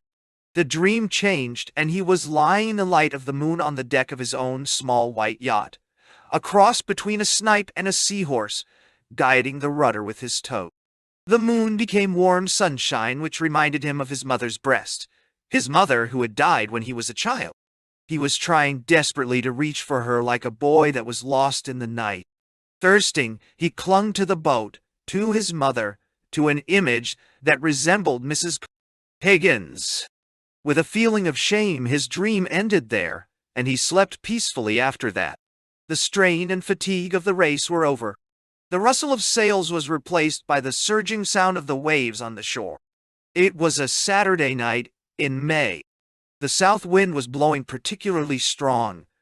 The loudspeakers on the shore gave the signal for all on the boats to synchronize their watches. At the same time, they gave warning, both in Japanese and English, that a 12-meter-per-second wind was blowing, and was likely to blow up even stronger. The warning could hardly be heard on board because the noise of booms and stays flapping in the wind and of the waves beating against the sides of the boats almost drowned all other sound. All the crews felt the special excitement prior to the start of a race, but feelings were made more intense by the knowledge of a storm at sea, the signs of which were obvious from the flapping sails and stretched stays. The crews were rather anxious, but they grinned at each other when they had to grab on to the nearest firm object, each time their boats were jolted by the dark waters of the angry sea. At such moments the boy experienced an intense awareness of wind and water against his tense, strained body. He tried to pierce the distant darkness with his eyes, but he could only see the stars in the sky. As the yacht began to make its way to the starting line, he could pick up snatches of words from the loudspeakers. Speed, wind, 12 meters, second. He repeated the words to himself. And then, stronger. The wind would be stronger. Take it easy, boy. Mr. Higgins's voice rang out cheerfully from the cockpit, where he was keeping a firm hold on the tiller. Mrs. Higgins appeared from the cabin. She nodded to the boy, looked up at the sky, and drew close to her husband. Mr. Higgins was a good yachtsman. The cruiser-type Sylph, which he bought soon after he and his wife had arrived in Japan, was a small boat, but had sailed along the Pacific side of the country, from the inland sea all the way north to Hokkaido. Mr. Higgins had been a member of a big yacht club in San Francisco and was proud of the club cap. When he wore the old cap pulled down over his eyes and his waterproof jacket, he took on a tense, serious look so different from his usual amiable appearance at the clubhouse. The Higginses had no children, and they spent much of their time enjoying themselves in their red sports car or aboard their yacht. Mr. Higgins was at his most serious when at sea, giving orders to his crew or at the tiller, steering a dead-straight course. The boy liked Mr.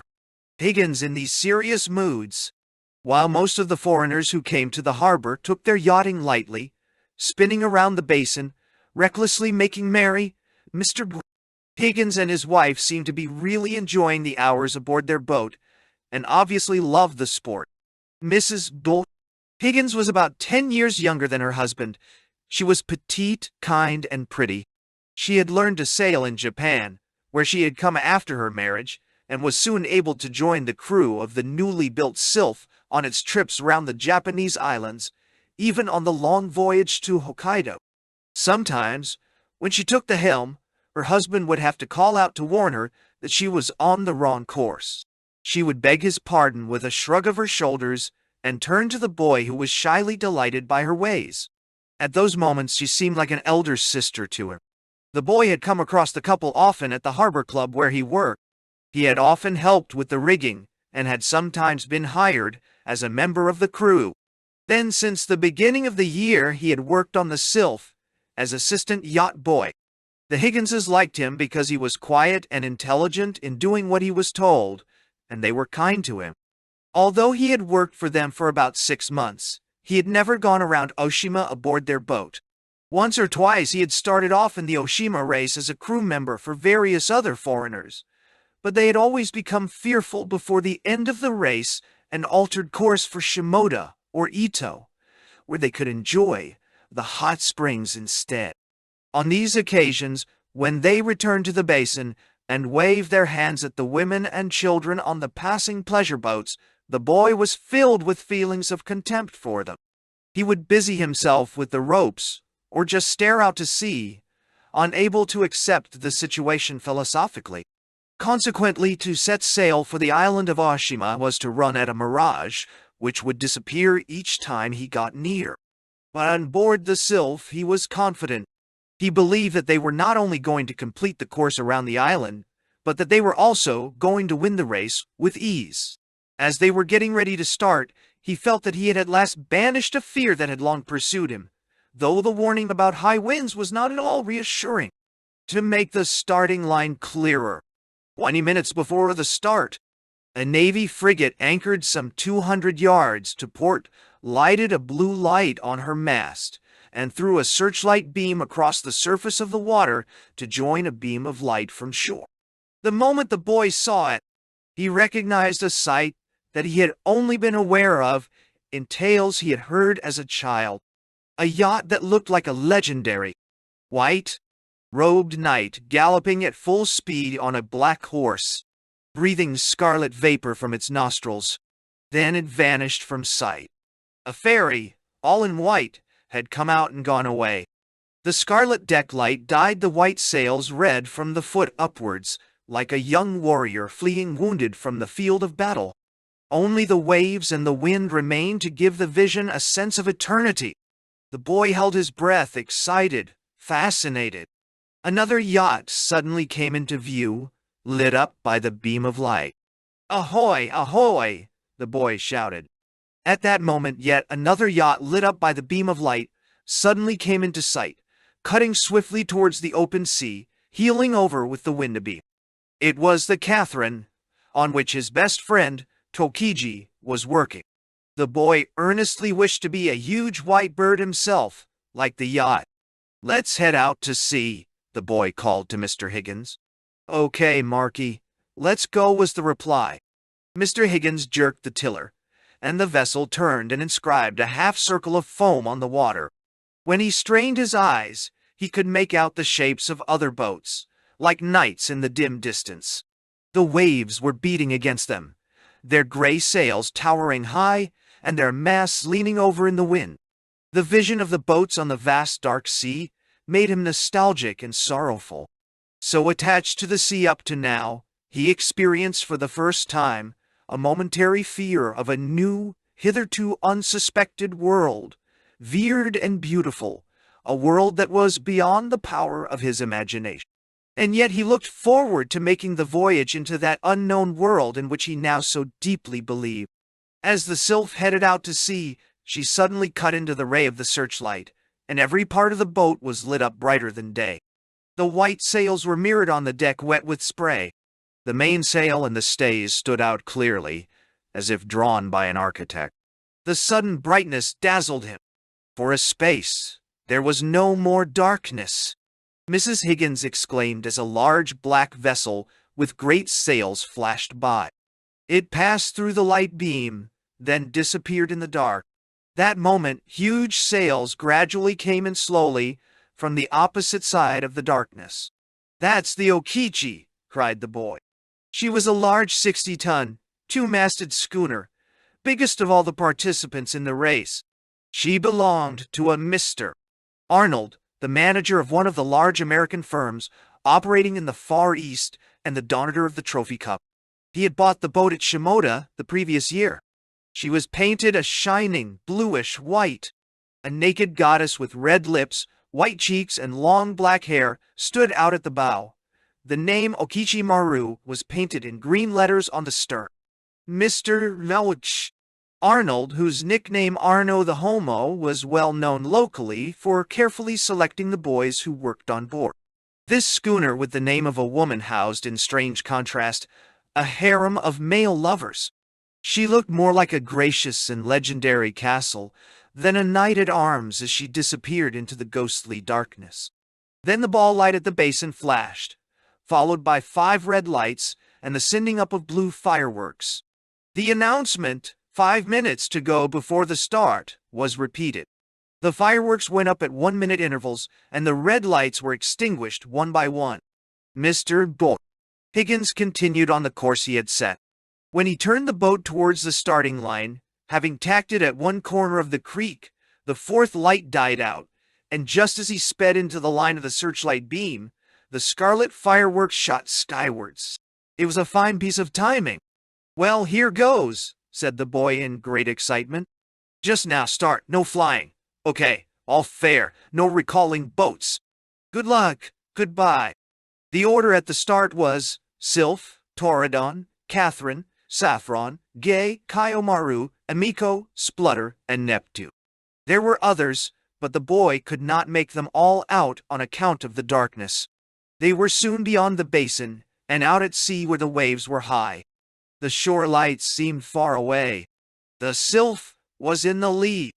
The boats had all extinguished their cabin lights in order to conceal their courses, all but the Okichi, who with her cabin now brilliantly lit up, was very beautiful. "Arnold probably wears his dark glasses at night too," the boy said, laughing to himself. For him, all was enjoyment. As they left the bay and the high mountains surrounding it behind, the stars seemed to light up the sea. The white caps sparkled in the rays of the deck light. For the rest of the night, it was merely a question of keeping on course. Not another boat could be seen anywhere. Just before dawn the following morning, the boy was awakened to take his turn at the tiller. He found the island of Oshima lying ahead, its volcano summit a purple red in the dawning light. Strangely, it seemed to be awaiting their arrival. The strong south wind of the previous night had dropped, and was replaced by an easterly blowing in from the Pacific through the Boso Peninsula. Each wind seemed to bring with it a special atmosphere. After the wet southerly wind, the easterly was cool and pleasant to the boy. With a new and favorable wind in the sail, the boy put up the spinnaker. It had been sewn up with fine thread so that it would not be too heavy. If a heavy sail were to fall into the water, its weight pulling the boom under too, the vessel would tip so far that it would capsize. The boy pulled at the ropes and felt the massive white sails rise and billow out like parachutes. For a moment the rope in his hand was so strained that he almost lost control, but he did not, and the boat sped forward swiftly. Both the sea and the sky were bright as if awaiting the sun's rays. Then far away on the eastern horizon the scarlet ball rose. The boy watched it grow larger and climb into the sky, bringing daylight to the blue May morning. The Sylph passed the Gay and Kaiomaru in swift succession. The Kaiomaru was manned by devil-may-care students who walked about stark naked. They cheered in unison at Mrs. Higgins, who came out of the cabin just when the Sylph sped by them. Their loincloths hanging from the stay were bright scarlet. Oshima grew bigger, and the islands of Toshima, Udoneshima, and Nijima could be seen on the left in the far distance. As the boat drew still nearer, around the greenery-covered volcanic peak, the boy could make out a ring of smoke. The mountain had erupted several times lately, and a faint string of smoke was still rising. White stripes scattered here and there along the water might have been a narrow strip of beach, white waves washing the deserted shore. He saw an observatory and cattle grazing in the fields. Here and there he glimpsed red, yellow, and white flowers in the grass. By midday, they had passed Port Habu and had reached a spot off the village of Sashikiji. The weakening east wind finally died away altogether, and the yacht sat calm and idle, subject to the whim of the gently rolling sea. The boy could make out the shape of the rocks on the seafloor some 12 meters below, and could see the shadow of the sails sweeping over. Then all of a sudden the boat drifted towards a dark green abyss, and the shadows of the sails disappeared, as if swallowed up by the depths. He lay down on his stomach in the sun on the folded white spinnaker, holding the canvas tightly in his arms, enjoying the smell of the sea and the rough feeling of the canvas. He soon fell asleep, and did not wake until 6 o'clock. The boat had scarcely moved. Mrs. Quaid. Higgins was sketching the island with pastel crayons. Her husband watched her drawing, chuckling happily and disturbing her from time to time. At last she tried to push his hands away as he came towards her, but laughing, he kept them held out. Then smiling, she slapped them and drew them to her. Tottering slightly on the deck, he moved closer, put his arms around her, and kissed her passionately. The boy closed his eyes again, feeling he had had a glimpse of something not for him to see. A little after 4 o'clock, the south wind began to blow at last. It was a soft southern breeze. Way off to the northeast, the Saffron and the Falcon had hoisted sails again and started moving. Off Motomura, a liner passed, leaving behind a trail of colored wads and scraps of paper and orange skins, reminding the boy strangely of the city life he had left behind and towards which he was again heading. Summer came and the harbor people became busier. When there was no work aboard the Higgins's boat during the summer vacation, the boy took on various other jobs. He saved most of his earnings for his boat as planned, and when the money did not come in, he was miserable. At the same time, he became more and more determined in his plan. He even asked for tips from the people he worked for and tried to negotiate a wage raise from Mr. Matsukawa, the harbor master. "What are you talking about? A kid like you doesn't know how to use money even when he's got it," was Matsukawa's reply. However, Matsukawa was finally won over by the boy's seriousness and gave him a raise, a small one. Another way the boy contrived to make money involved deception. He would skipper yachts hired by people who could not sail themselves, making them enjoy the trip so much that they forgot how long they had been out. They would pay for the extra time out, but the boy would report a shorter time to the harbor master, or else apologize for being careless about watching the clock. He made as much money as he could in this way, without arousing Mr. Matsukawa's suspicions. Then one summer afternoon, the boy went on board the Sylph to pick up something he had left behind. On the boat moored alongside, he saw a man in bathing trunks standing, relieving himself over the stern. Waves caused by a rushing motorboat pushed the two adjoining yachts nearer. Some urine splashed against the Sylph. The waves pushed the two boats apart again, but the man kept on, now even inclining his hips forward, aiming at the Sylph. "What the hell are you doing?" the boy shouted angrily. The man turned away, pretending not to notice the boy. The boy then came up on deck and continued to shout and call the man names. "Ah, shut up," the man shouted back. "It's nothing serious. You're making a lot of fuss about something that happens at sea all the time. Often happens. Listen, you. Just come over here and I'll teach you what sort of things the boats are. If a woman even steps across the mast when we're in port, we have to hold a purification ceremony. So why should I keep quiet when you piss all over the boat? Hey kid, don't get smart. You on the boat or something? Never mind, that's not your business. I'm in charge, that's enough." "In charge? Huh?" The man laughed at the boy's self-confidence. "Who'd you think you were laughing at?" The boy jumped across to the deck of the other boat, which lurched at the sudden movement.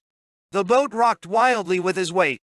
The boy pushed the man, making him lose his balance, and he fell, scratching wildly at the air, into the water. When he rose to the surface, the boy plunged in after him and pushed him under the water again. Each time he came up, the boy, who was used to diving from rescue work in capsized vessels, pushed him under and did not let him go until he rose up to the surface pale and vomited. The boy caught him by the shoulder, pulled him over to the side of the boat, and gave him the mooring rope to hang on to. This is what you get when you talk big. Do you understand, or do you want me to explain more? The boy took out a small knife that he carried in his belt. The man shook his head weakly. No one in the port had noticed the incident. If anyone had, he would have thought that the two had simply dived in for a dip to get cool. The boy looked triumphant. Don't forget, if you're thinking of getting back at us harbor people, we don't fool around. And if they get to know about you, you'll just go through this again. You summer sailors putting on airs. I'm sorry. I didn't think. It's no good saying you're sorry. Not unless you want to go to the harbor master and apologize. He might be kinder to you. That's not necessary, is it now? The man went to get his trousers from the cockpit. He took some change from one of the pockets. Come on, cheapskate, who'd take that? The man gazed at the boy's face and the knife in his hand. Let this settle it then, he said, handing the boy a 1,000-yen note. Okay, if you insist, I'll take it, but you'd better get going. Someone might have seen us, said the boy, laughing. The boy added the money to his savings. He couldn't get over his unexpected windfall. The summer ended, and except for those that always remained in the water, the yachts were taken into the boathouses for the winter. There was little work for such as the boy, but he came regularly to the harbor on weekends all the same. A high school boy could not find better work. In the autumn, he worked aboard Mr. Higgins' yacht and took part in any races that were held. Mr. Higgins seemed worried about his schooling. How's school, Marky? He would say when the boy appeared on weekends. It's all right, was his regular answer. But it made him happy because Mr. Higgins was the only person who worried about him. After his mother's death when he was very young, the boy had been brought up by the old housekeeper. His elder brother was a student at Kyoto University and hardly ever came up to Tokyo during the vacations. After demobilization, his father, who had been a naval captain when the war ended, started a business that soon came to nothing. The result was that he had remained jobless ever since, leaving the boy to his own devices. Still leading a jobless life, he went around with his old friends one after another, not interfering in what the boy did. He had a somewhat guilty conscience about this son because the boy's expenses did not come up to his brother's, since the boy worked for his pocket money himself. The boy sometimes saw his father coming home at night, but at these times the father was quite indifferent to him, less intimate than the old housekeeper. At school the boy had few friends. One might say he was more mature than any of his classmates since most of the people he had come across were grown men who worked in the harbor. Of those at the harbor, only Tokiji, who was his same age, was a close friend, and he was even closer than his own brother in Kyoto. One hot weekend in autumn, the two of them went out fishing near Enoshima. As they were sailing back to the harbor in the evening, they saw a graceful silver-colored yacht at anchor, a glitter in the evening sun. It was beautiful, about 40 tons, with everything silver-colored except the mast, deck, and cabins. The boys sailed past the shining boat. Two young couples were lying on deck in bathing suits. A middle-aged couple came out of a cabin, the man carrying a dog. "Where'd you come from?" the boy called out. "From Hong Kong," one of the men cried back, waving his hand. The women, lying on the deck, a big towel spread under their hips, raised their faces, smiling. Their white limbs jutting out of their swimsuits looked unusually alive in the off-season. "Say, that's nice," the boy muttered to himself. What he saw was like new fuel poured on the fire of yearning he had for a boat of his own. He grimaced behind his sunglasses. A puzzled Tokiji stared at the boy, who only grunted replies to any attempt at conversation. "Damn, with a boat like that I could go anywhere I like," said Tokiji, who knew nothing of the boy's secret wish. At this remark, The boy was about to pour out his whole plan, but stopped short. Any time he ever mentioned my own yacht again, Tokiji would just taunt him for his other secret yearning. He had a feeling of pride in keeping to himself what he had seen that night on the Higginses' yacht, an exciting secret for himself alone. When work was slack during the off-season, even more than before, the boy's mind was somewhere sailing in his boat. Whenever he went to the warehouse in Yokohama, he pocketed pulleys and other pieces of boat equipment with an eye to using them on his own boat sometime in the future. In school, he filled his notebook with plans and sketches of boats. He got so he hated his studies. Now his only strong point among his subjects was English. One day, during a Japanese literature examination, the boy poked the student in front of him and signaled him to move his test paper so that it could be seen from behind. The classmate was afraid the teacher would see and did not cooperate. In fact, he made such a fuss of refusing that the teacher quickly noticed what was happening.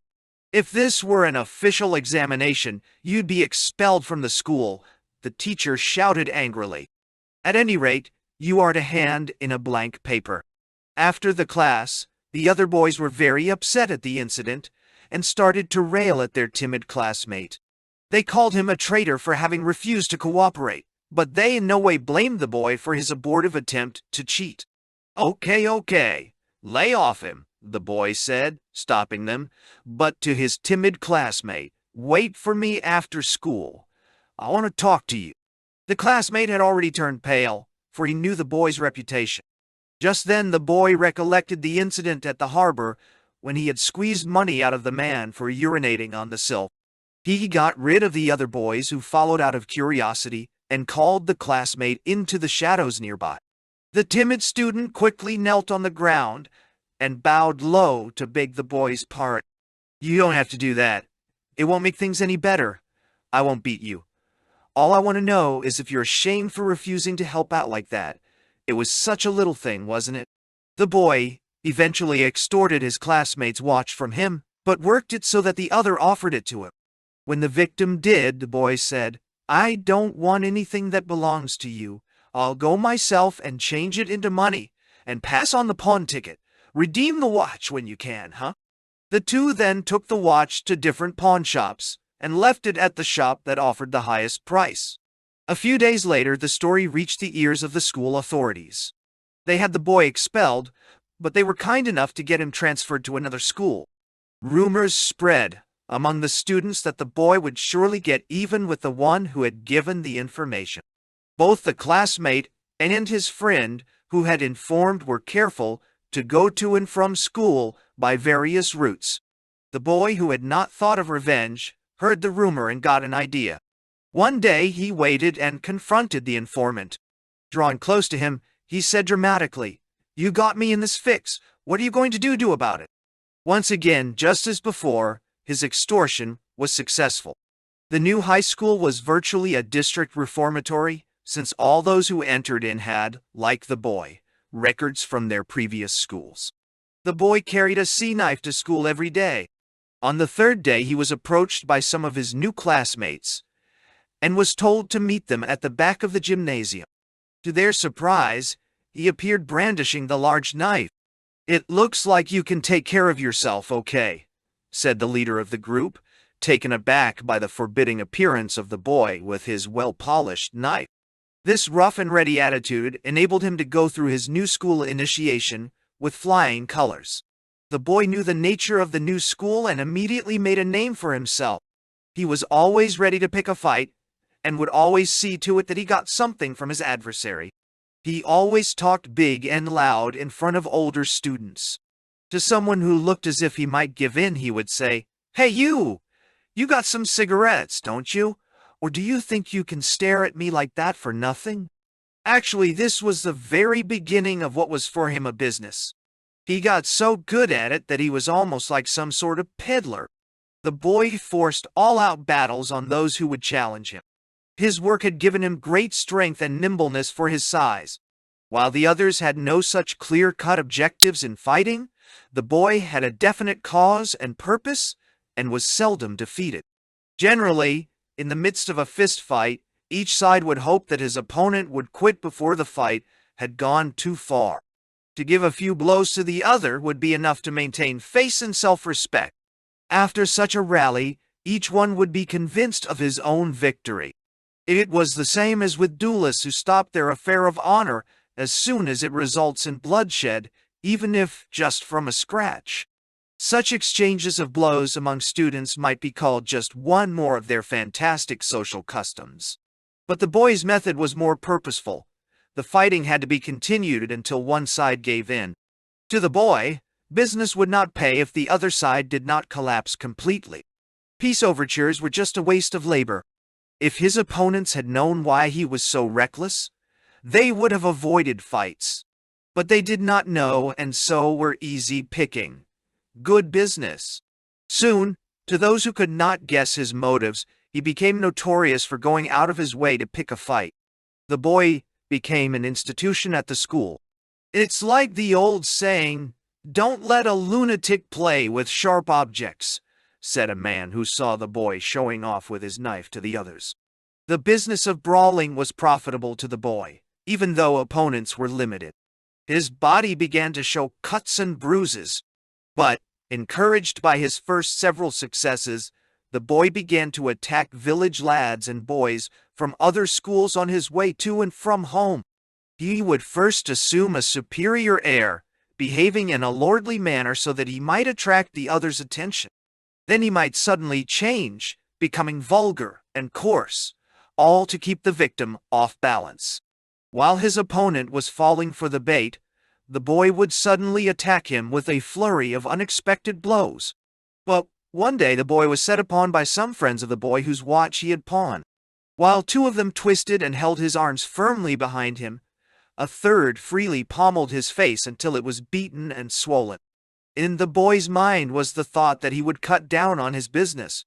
Then he was kicked in the groin and fell to his knees.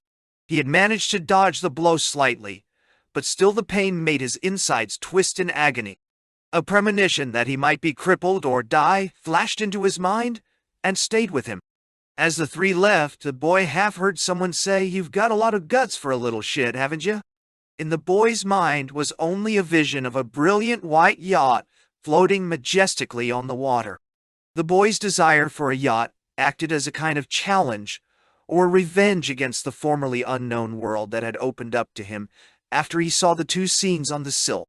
When the boy went back to school after an absence of several days, he told one of his cohorts about what had happened, adding, "When they kicked me in the balls, I thought I was finished. It still hurts too. Been too bad if I'd got put out of action before I ever had a woman." Oh, yo. Then he suddenly felt ashamed of admitting that he was a virgin. He feared he had lowered his position. But his friend took him up on it at once. "Well, that's something. Haven't had a woman yet, huh? When you're well enough to use your 2 walking legs, I'll give you a chance to try the one in between. I know a place we can go. I haven't been there for a long time. It'll be better if we 2 go together." Yeah, none. The boy could hardly say no, and he reluctantly drew upon his carefully saved money. But still at the same time he was impatient, looking forward to going to the brothel in town. The girl's name was Haruko. He felt dizzy when he looked at the pattern of her kimono hung up on the wall of her room, and the sheets spread on the bed were plaintive in their whiteness. In the air of the room there seemed to be an excitement, rising, falling, permeating the boy's whole body, and his body seemed to be suspended, immobile in the midst of it all. A deep emotion surged through him repeatedly, making him say to himself, "I'm here, right now, I'm here." "First time you've been to this kind of place, isn't it?" the girl asked. "Yeah," he replied honestly. Mud had spattered on the boy's ankles from the walk through town, and now the girl cleaned them for him. He associated the girl's warmth with something that he dimly recalled in his subconscious. Then he pulled back his legs lest she somehow feel through his limbs the thumping of his heart. That night, sleeping beside Haruko, he dreamed. In the dream he was lying on his stomach in the sunshine on the deck of his yacht, which lay at anchor in the deep water of an inlet near an old castle. He was gazing out at sea, his arms tightly holding the vessel as in an embrace. He was happy to be on deck in the warm sunshine. Then the boat gradually changed into the dim figure of his long-dead mother. He recalled the dream that he had had before. He was not sure what his mother had done, but her arms and breast seemed warm and comfortable. Then he seemed to be lying smeared with blood after a fight, lying on the sand at a beach. Many people passed by, but none paid attention to him. He felt lonely and cried out. Someone bent down to help him. At first, it was the friend who had been with him the previous night. Then, strangely, it turned into Mrs. Higgins, and later to another woman he did not know at all. Haruko was waking him up. From then on, the boy would draw money from his savings to buy a woman for a night, but he did not let it affect his main plan of making money to buy a yacht. He tried other girls but always returned to Haruko. When winter came and with it the off-season, it was not the deserted harbor nor the moored yachts that tied the boy's heart to his dream. It was, strange to say, Haruko's body. Two images filled his mind now when he dreamed of his own yacht. They had been given reality by the sensual experience of knowing Haruko's body and of lying on the deck of the Sylph. But the deeper inspiration sprang from the vision of the sea the night before the race, and from what he had witnessed later on board the vessel. His own yacht was to be forever sailing between the two untracked worlds of the sea and of sex. The vessel sailed straight past Matomura for home. At sunset, the beacon lights of the three lighthouses at Shimoda, Mikomotojima, and Irizaki showed at regular intervals. The wind was blowing at 6 or 7 meters a minute. On the distant sea to the right, where night was coming on, there were two sails. They might be yachts that had already circled the island, or ones that were just about to. The ships themselves could not be discerned from the darkness of the sea. Mr. Higgins looked at his watch and chart. "We'll win if things go well, because it looks as if we'll get to the finish by 10. I think I'll take a nap while I have a chance." Mr. Higgins retired to his cabin with his wife, leaving the tiller to the boy. The running lights were on. The boy stooped and bound the rudder, climbed up and threw himself down on the roof. The sky was crowded with stars as it had been the previous night. There were so many that some surely would spill over and fall, but none left the beautiful starry array. The boy tried to make figures out of the stars. He saw one group in the shape of a ship's wheel, but it lacked a center. Then he found one for the center. There it is. The star, however, was not right in the center, for there were no encircling stars to make up the wheel. So he tried to form another circle around the star he had found.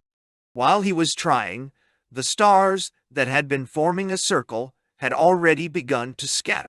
"The stars won't stand still at all," said the boy to himself. He knew without looking at the compass or the charts that the yacht was rushing full speed toward its goal. But for this self-confidence, the boy would have been desperately miserable enough to cry. Alone on the roof, he experienced a sense of expectancy. But, for what he could not tell, he tried to call back the scene he had witnessed before the Oshima race. Maybe it was just one of those glowing illusions which appear in the dark only for a moment. Illusions will not stay in the memory for long, only their reappearance is anticipated and longed for. It was exactly as if the scene had been illuminated for a moment in the dark by lightning. If another bolt of lightning should dash on the water and a pillar of flame should shoot up for a moment, the boy would only stare at the scene and swallow up his breath. His sense organs, awakened by the scene he recalled, were unconsciously waiting for something to happen. All of a sudden, he heard a woman's cry, and then another. They were faint cries, but the boy was startled and listened intently. His body was tense just as it had been before the start of the race on the previous night. He was alert now, but heard nothing more, only the noise of the waves as the boat sped through them. With a fair breeze blowing, the stays made no noise, and the white spinnaker bellied out like a floating parachute in the night sky. "I wonder why Mr. Higgins didn't set the sails before he turned in when the wind was the same," the boy said to himself. "He'll be pleased to find we're moving faster when he wakes up. Well, I'll do it myself." So saying, he took a look at the tiller and then started to go below to the cabin to get a needle and thread to fix the sails. He went down the ladder and bent to grasp the handle of the door. He happened to glance through the little window in the door. An unexpected scene caught his eyes. His body quivered, and he stepped back a pace, breathing quickly. The two figures in the bunk were in a deep embrace. Their behavior was more beautiful and more tender than he could ever have imagined. The pretty white arms of the woman trembled slightly as they tried to support the two bodies against the boat's movement. Meanwhile, the woman lay there, her head bent back, her breasts raised, her mouth open and uttering soft cries. For a moment the boy felt that his eyes met hers through the window of the cabin door, and he quickly withdrew and hurried to his own quarters. Was this what the boy had been expecting? The scene he had witnessed through the window had kindled a smoldering flame that had lain dormant within him until that moment. Now his whole body seemed to be inflamed. The violence of it affected all his senses. It was strange that he was eagerly recollecting his memory of the mother he had parted with in childhood. During summer, the boy had often seen lovers petting in the vicinity of the harbor or on the beaches. They aroused some of his interest, but mostly gave rise in him to a feeling of dirtiness and contempt. But what he had witnessed on the boat was so moving and beautiful that he was carried away by the vision. His heart leapt within him. All he wished was that the boat would reach the finish sooner. Mr. Higgins awoke and came up on the deck just at 9 o'clock. "Well, Marky will soon be at the finish," he said. Mrs. Higgins, looking rather tired, followed him up. The boy looked fearfully at her face. He tried to discern some part of a secret from her depths. But the boy became sullen as he looked at the once familiar face of Mr. Higgins as if he were a stranger. His feelings were a mixture of irritation and hatred. Off Takayama, they caught the signal of the frigate anchored nearby as it recognized the Sylph. They soon sailed past the rocky cape of Shibazaki, tacked towards the harbor, and sped past the finish line. After getting a signal from the frigate, the harbor bell was rung to announce their arrival as the winning boat. "It's 9:27. We've done it in 25 hours and 7 minutes. Mr. Higgins shouted. 12 minutes later, the Torridon came in, followed in 7 minutes by the Gay. Mr. Higgins's yacht had finished 12 minutes ahead of the second boat. He made an exaggerated leap to hug his wife. Then he came over and shook the boy by the hand. But there was no new sense of excitement at the victory as far as the boy was concerned. His face was pale, as he silently spent the time immediately following the race, putting things in order. He went straight home, like the dream he had after he knew Haruko's body for the first time. The rapture of loving a young girl in which he lost everything would pass to the thrilling memory of what he had seen aboard the yacht that night, and further to the yacht of his own. Were the pleasure he found in Haruko and the excitement he felt when he saw that scene aboard the yacht the same? They were clearly different. But was it the difference between his feelings for Mrs. Higgins and those for Haruko? He was perhaps in love with Mrs. Higgins without being aware of it. The boy could not look at her without acute embarrassment. She must have been the first to represent the ideal woman, attracting him both by her kindness and by her prettiness. But how could he tell the difference between the love for the mother from that for the lover, when even adults often fail to?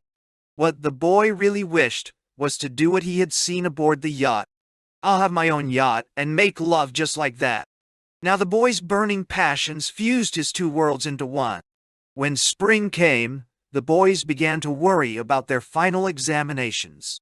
"Well, if you can pass, I suppose I've got nothing to worry about," they would say to one another. The boy just barely passed. The new season lay ahead, and everyone in the harbor was busy cleaning and painting the boats.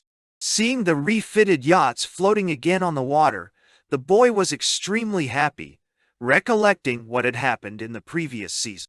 He was thrilled to get his yachting cap from the cabin of the Sylph where he had left. One Sunday after the refitting had been completed, the Higginses and the boy went out for a sail. At first the boy felt that everything except himself was as it had been the previous year. He felt a little uncomfortable until he began to get the feel of the tiller in his hand. Soon, however, he was enjoying the sport as much as ever. On the way back to the harbor, the boy caught sight of a slender, delicate white yacht, gently sailing through the sheltered waters of a little bay. "It must be the Contessa," he cried. "Beautiful. She belonged to a millionaire." Her slender, delicate lines reminded him of a woman's limbs. Built originally for lake racing and seldom sailed on open water, she had the dignity and grace of a young countess at a ball. The boy sighed as his eyes eagerly followed the boat's motion. "The Marquis seems to have fallen in love with the Contessa," said Mr. Higgins, laughing at his pun on the boy's name. That night the boy went to see Haruko. It was the first time for many days. Perhaps it was the sight of the sleek Contessa that excited him and made him want to enjoy the physical pleasure of Haruko's body. But when he arrived, she had a customer. "Anyhow, you ought to try another girl for a change," the owner of the house told him. But the boy shook his head and left. He felt betrayed. He told himself that she was only a prostitute, that he should not be annoyed. But he was very annoyed. He did not want to be left all alone. "Stupid Haruko," he muttered. "Stupid, stupid, stupid." He started almost instinctively in the direction of the harbor. The tide was full, and the water high up the shore. The pole light reflection broke into 1,000 shimmering pieces in the water. "Fool, fool!" he shouted. Then he felt suddenly lonely, and tears welled up into his eyes. After a while, he regained control of himself and left. He decided to try for Haruko again. This time she was free. He went up to her room, entered, and sat down without a word. "I'm sorry I couldn't see you when you called earlier," she said. "It's been a long time. But what's the matter? Have you been crying or something?" The boy just sulked and said nothing at first. Then he suddenly laughed joyfully. Haruko was especially sweet that night. He began to tell her for the first time about his idea, his own yacht. "You got your own?" she asked offhandedly. "No, not yet. But I'm going to get one soon." He was about to tell her what he had seen that night on the sea, but held off. "When I do get one, I'll take you out with me," he said. As the yachting season drew near, the number of new yachts increased. The harbor workers scrutinized and criticized each as if appraising a woman. "She'd be a nice ride. A little heavy in the ass, don't you think?" But each time the boy saw a new one, he felt anxious. Then one day, a snipe appeared. It had a lovely new body and fresh paint. Everybody admired it. When its owner turned up with his girlfriend and went out sailing with her, the boy got furious. Later that evening, the boy saw the same boat alongside the quay, waiting to be hoisted up. The cradle used to haul up the boats already held a smaller boat suspended directly above the snipe. The boy secretly freed the lever holding the boat. A few minutes later, when someone touched the cradle, the suspended boat fell with a crash onto the snipe and split one of her delicate sides. The boy pretended to know nothing as he helped get the fallen boat back up onto the quay. The boy's savings were still meager, only about 40,000 yen. It was doubtful whether he could save enough money to get a snipe soon, even if his income for the coming summer were included. "If I get a boat at all, it's gotta be a snipe. I'll just have to do better business." One day in early summer, he plotted to have a row with some of Arnold's favorite boys at the harbor. He broke into a game of poker they were playing at the club and jokingly staked a large sum of money. Luck was on his side. Carelessly, the boy bet 3,000, 4,000, and finally raised to 7,000 yen. The cards were shown, and the boy won. Suddenly turning serious, he insisted that the loser pay up. The loser did not have that much money on him, so the boy demanded the gold watch he was wearing. Afraid that the other players might interfere, he led the loser to a quiet spot outside and threatened him with his knife. But one of the others had followed. From behind, he grabbed at the hand that held the knife. There was a struggle, and after an exchange of blows, the boy tried to escape. He got hold of a broken oar and started to swing it about wildly. Mr. Rell. Arnold then turned up with a worker named Sugiyama. He grasped the boy's body from behind and shouted as the boy tried to free himself. He kicked and struggled, but Arnold held on to him tightly. The boy gave in to the pressure around his body and gradually became aware of the soft warmth of Mr. Arnold's hands. The boy recalled one day, the previous year, when Mr. Higgins and Mr. Arnold were chatting together. The boy had happened to pass by the porch of the clubhouse, yelling, "Hey, Marky, Mr. Higgins had called him over and told him to do something for him. Arnold bowed courteously and took the boy's hand, saying, "Are you a Marky?" The boy's name was Makio, but Mr. Higgins always called him Marky, and that was the name the boy went by around the harbor. The boy replied, "Yes, sir," to Arnold, thinking the other had asked his name just to confirm it. Arnold held the boy's shoulders and passed his soft, warm hands over his face and cheeks, laughing happily.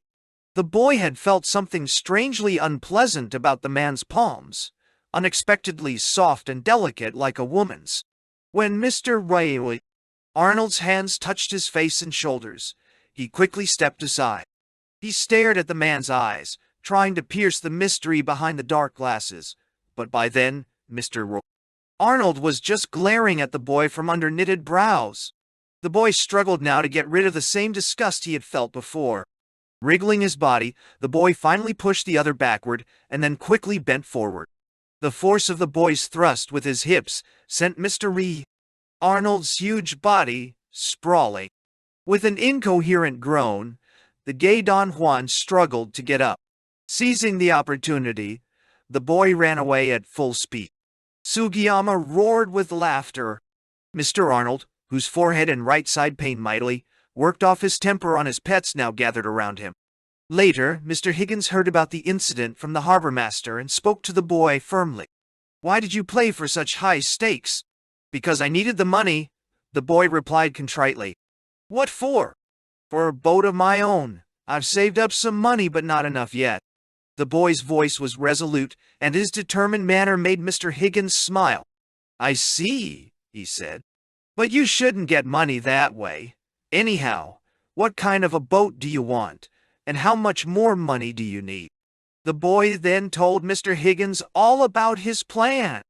Mr. Higgins was surprised that the boy had been harboring such a scheme for a whole year, and was inclined to sympathize. "A friend of mine in Yokohama has a snipe," said he. "He's going back to the States soon. I'll ask him if he'll sell it cheap." "Really?" The boy's face lit up at the words. Late in August, the boy went up to Yokohama with Mr. Higgins to see the yacht. It was trim and new. Mr. Higgins had obviously told his friend about the boy, for after a few words together, Mr. Higgins' friend went up to the boy and slapped him on the arm in a cheerful manner, saying, "Okay, young man, okay." In September, Mr. Higgins arranged for the yacht, making up the extra with his own money. Soon everybody knew. The boy told everyone he met how he had worked hard to save for a boat, and how Mr. Higgins had been kind enough to help with the payment. The day finally came when the yacht was to be brought up from Yokohama. The boy was nervous with anticipation. When the truck arrived with the boat, everyone turned up to have a look at it. They shouted in excitement. The boy was delighted and could only stare at it in admiration, his arms folded across his chest in a grand manner. He was embarrassed at his own obvious exhilaration, which seemed about to force him to fling open his tightly folded arms at any moment, but no one noticed. "Come on and lend a hand, eh? You're leaving everything to us. Most people would want to do it all alone." Jarred back to reality by their diving, the boy rushed to the boat and busied himself with the unload. He was happy to be able to rig his own yacht, especially when the time came for putting up the mast and setting the stays. His hands trembled with excitement.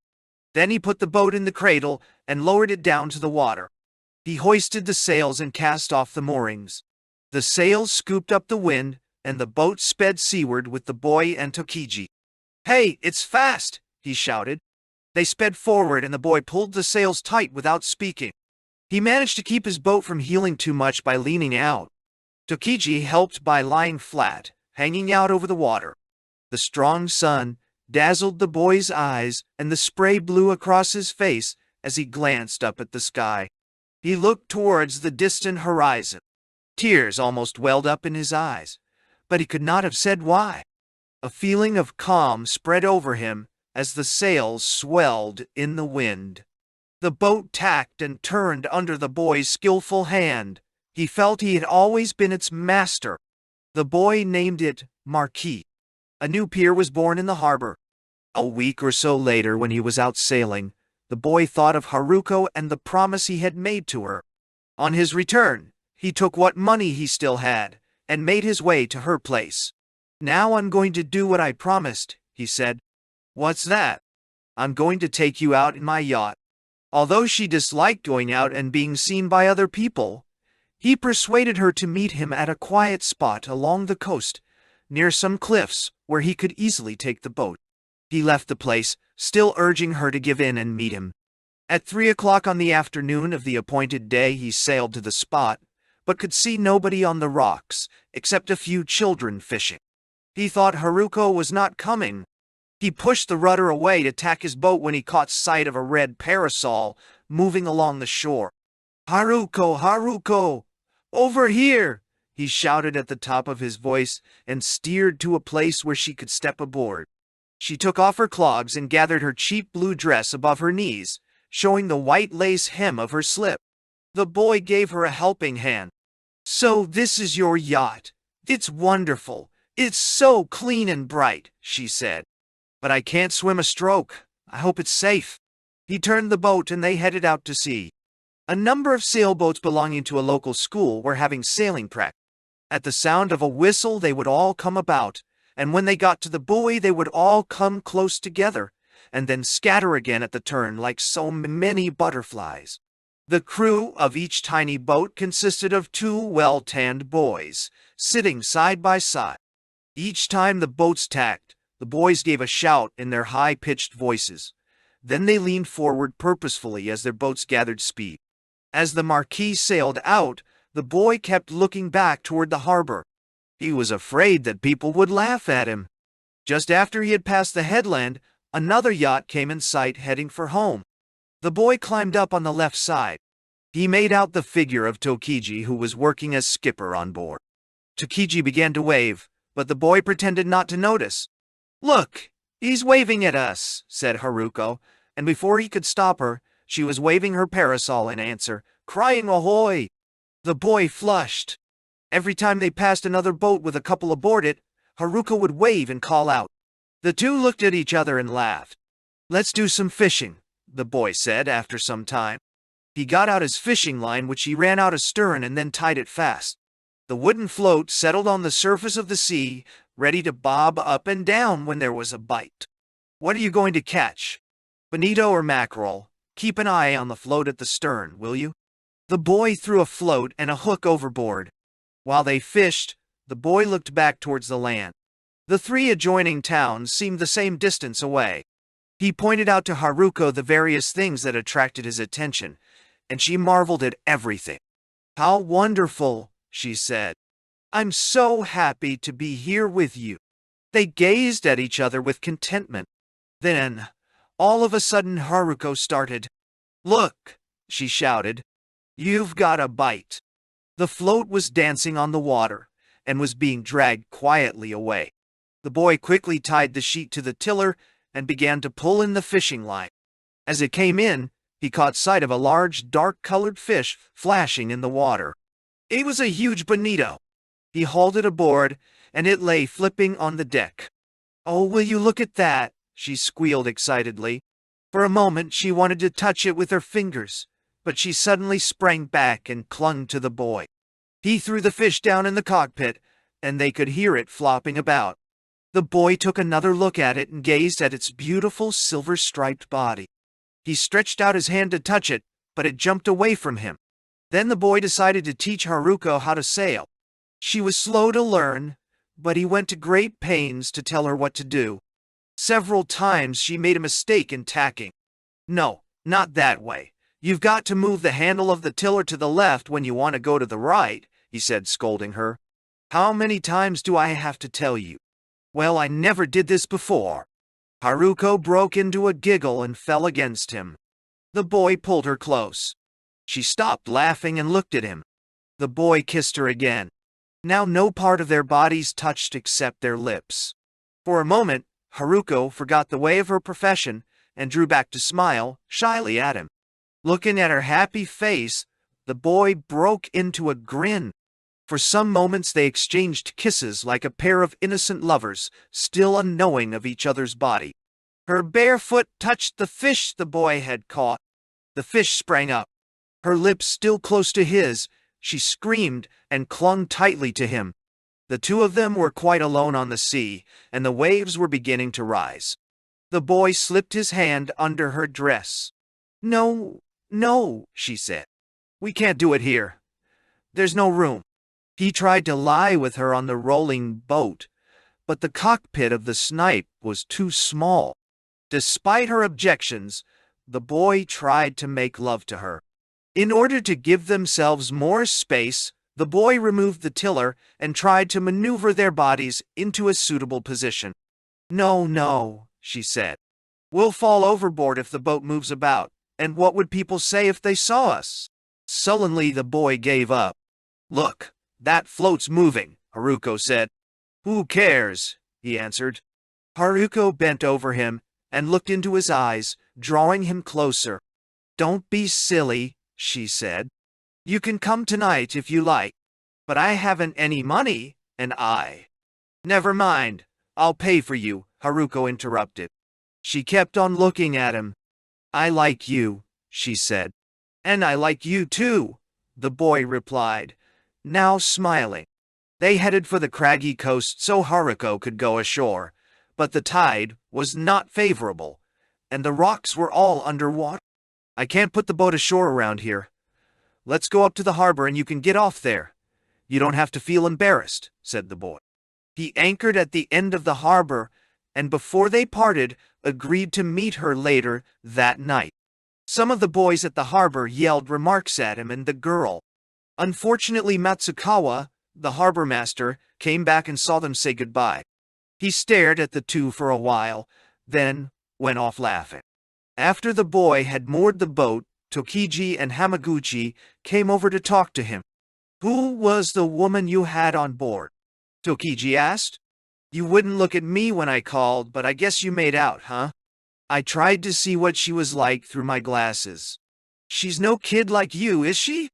Where the hell did you pick her up without us knowing? You guys sure make a fuss over a lousy woman, don't you? They laughed and joked back and forth and headed toward the clubhouse to put the sails away. As he walked past the clubhouse, the boy met the harbor master, who merely smiled smugly. That night, Haruko behaved more tenderly toward him than ever before. Like a mother, she helped him take off his clothes, and like a lover, she kissed him and asked him to forgive her for turning him down on board the yacht. The following day, the boy went to the harbor at noon. The wind had been blowing hard all the morning, and the sea was running high. At his approach, scornful eyes were turned upon him. There was an undertone of snickering and talk. Yeah, you've got to watch out for kids, someone said mockingly. Matsukawa said he knows all about it, came another voice. About what? The boy muttered. Don't give us that. Don't you know what it's all about? That woman you were with yesterday is a whore called Haruko, isn't she? What difference does it make? The boy retorted. Then Mr. Matsukawa appeared. Oh, here's the boss with bad news. They all laughed. Do you keep Haruko, or just take a dip on Saturday night? They all laughed again, but all of a sudden the harbor master became serious. It's nothing to do with me, of course, because it's your own boat. But don't forget we're different from the foreigners. We don't usually do things like taking a whore out for a sail in our boats. The boy said nothing, but he wondered to himself, is Haruko just a whore? Nothing better than that? No, it doesn't have to be that way, he thought. The harbor master sent two boys off on an errand and then sat down. Why did you take her out in your boat? The harbor master continued. He loves her. Sugiyama intervened. I asked him yesterday if she was his girl, and he said yes. You ought to wise up, but you're too young, I guess, the harbor master said. She's not too bad at that, Marky. Say, Kazu, wasn't that the same girl we got for you the first time we took you out? The boy looked angrily at Kazu. Was she? I don't remember, said Kazu. Why, you should remember your first piece. And Hamaguchi. For a while you took Haruko all the time, didn't you? Nah, it was only a couple of times because you said she was a good lay. Is that how it was? Said Matsukawa, scratching his head. The boy looked angrily at the circle of men as if they had all violated Haruko. I guess she's about worn out by now, said Hamaguchi. Everyone laughed again at Hamaguchi's remark. In a fit of passion, the boy was ready to attack them all, but he managed to hold back. He left the place without saying anything, and the others began to talk and laugh. The boy tried to put Haruko out of his mind, as he had when he found her busy with a customer, but he could not. He could not rid himself of the picture of the woman who had been so kind to him on the previous night. He could not see her as a whore bought by the harbor boys, one after another, though at heart he knew it was her trade. The boy's anger mounted. Those bastards, Hamaguchi, Matsukawa, Yama, Sugiyama, and even Kazu. The private world of his boat and his girl, so recently realized, was now smashed by something he had not reckoned on at all. He ran off toward the harbor. The Contessa was being repaired and repainted. She looked more voluptuous than ever, drawn up on the shore, her keel visible. Well, that's the end of my dream. My beautiful dream's been destroyed. All I worked for so hard was just to be made a fool of. But I'm not a fool. I didn't do anything wrong. Haruko didn't do anything wrong either. It's those bastards who ruined it all. They're the ones who pushed my face in the mud. The boy felt dizzy and reached out for the boat's hull. Wait, I'll even things! Then he climbed up onto the deck and lay down looking up at the sky. The masts and stays were all trembling in the gale. Small flags over the weather vanes were flapping wildly, ready to tear any moment. He could tell the wind must be especially strong because normally it was kept out by the high walls to the south. Some time later, he heard Hamaguchi calling, "Marky! Hey, Marky!" The boy stood up and Hamaguchi saw his head. "Oh, there you are," said Hamaguchi. "Can you come over and help us rig the ROA door? We've got to get to Masaki before this storm breaks loose tonight." "Who's going?" "Mr. Williams, Sugi, myself, and one more who isn't busy." "Can you handle it? The wind'll blow up a lot stronger, and the waves are going to be plenty rough. That's why we've got to get there before dark. It's already taken us an hour longer than we expected to get the mast repaired." The boy jumped down from the Contessa. When he came over to the side of the boat, Hamaguchi said, "I'll go and phone the others. Can you go help with the mainstay? I wonder if that idiot might have forgotten to." "Where are the stays kept?" "In the storehouse," said Hamaguchi as he rushed away. The boy went to the storehouse on the quay. Huge waves were beating against the rocks, sending the spray up against the walls. He went inside and picked up the mainstay labeled Orador. As he was about to take it, his glance was drawn to something strange. Under the lamp, he examined the stay more closely and saw that part of it was worn. Anyone could break it easily with his hands. Something suddenly occurred to the boy. The crew would be Hamaguchi, Sugi, and Mr. Williams. Outside of Mr. Higgins, he didn't care for any foreigners. Too bad that Matsukawa wouldn't join the crew, but you can't have everything. He left the storehouse carrying the stay and went over to the Aoawa. She lay in the water, her masts towering high above the deck and leaning with the wind. The boy was particularly skilled at working aloft, and he did a good job of binding the masts with rope and setting the stays. But after thinking for a while, he fixed the cracked stay at a point where it would break easily when used. This stay would not be used while the boat was leaving the harbor and heading out to sea.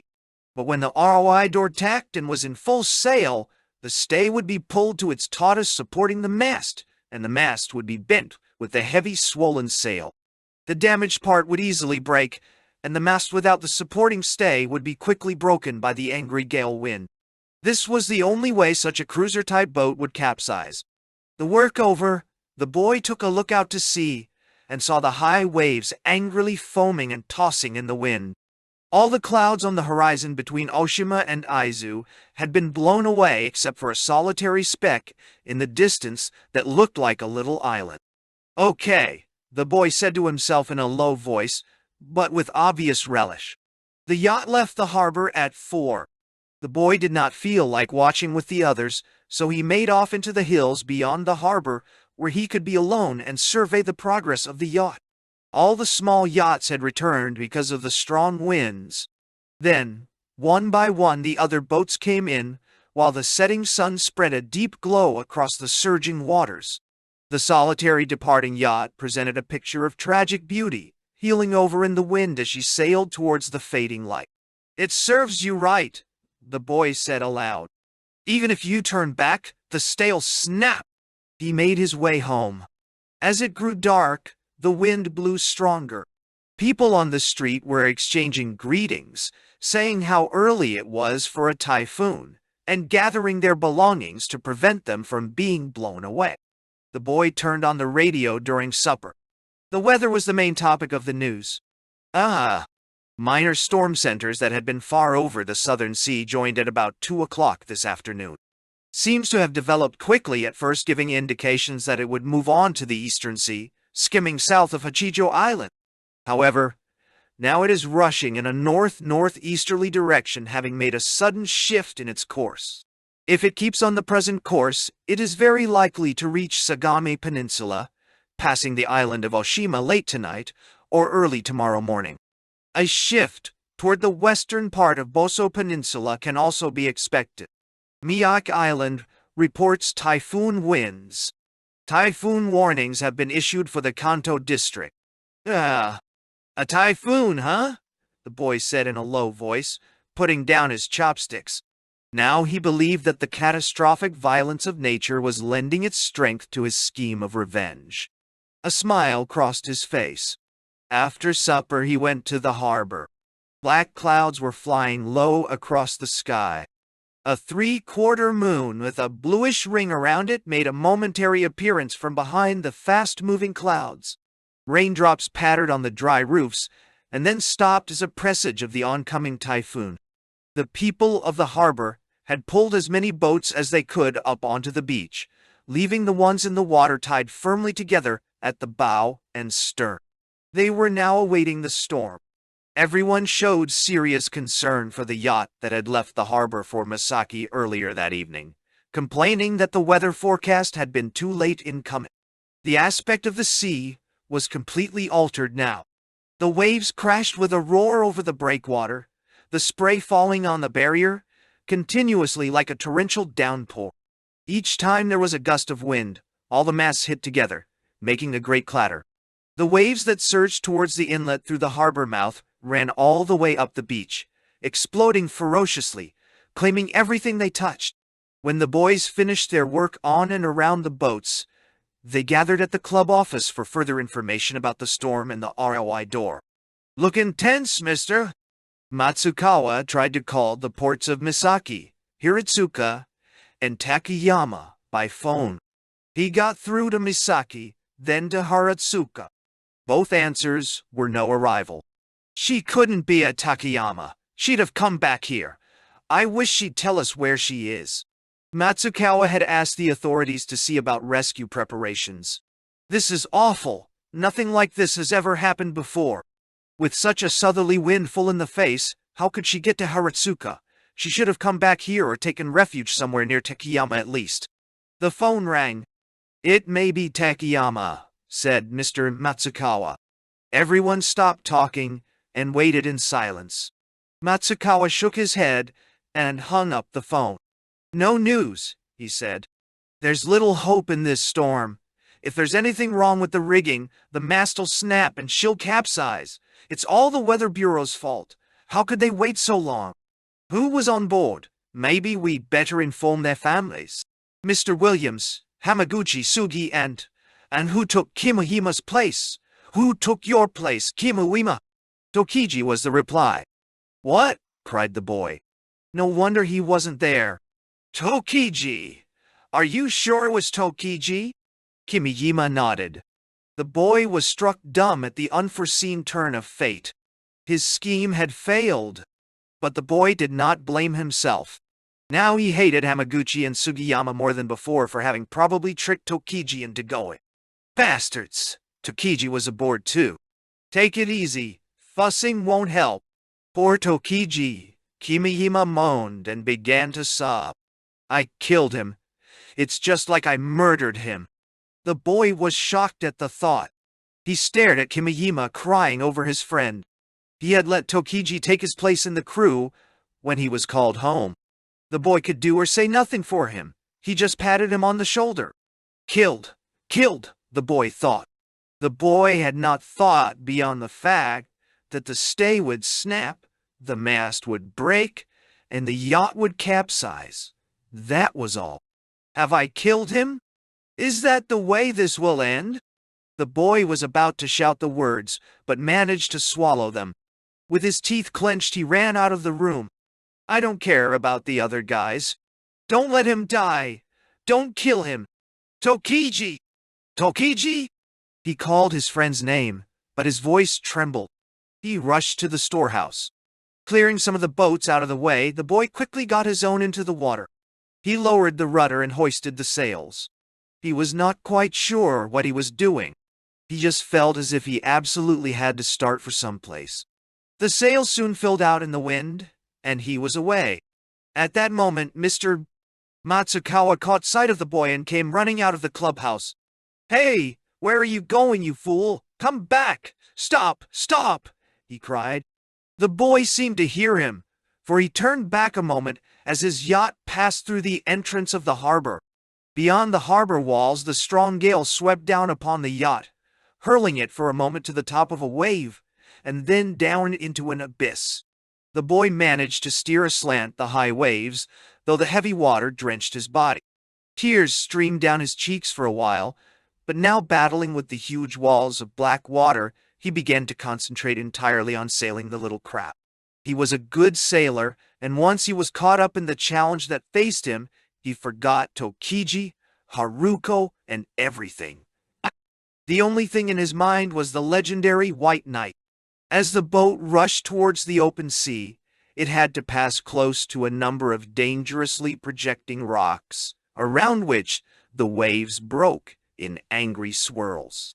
The harbor master and those around him stood dumbfounded, watching the boy's yacht head out to sea. Like a phantom, it would come and go, momentarily showing its small white sails, as it drifted up with the swell, only to go out of sight again, as it swept down into a dark valley of sea. Once and for all, it disappeared in the black water and was not seen again.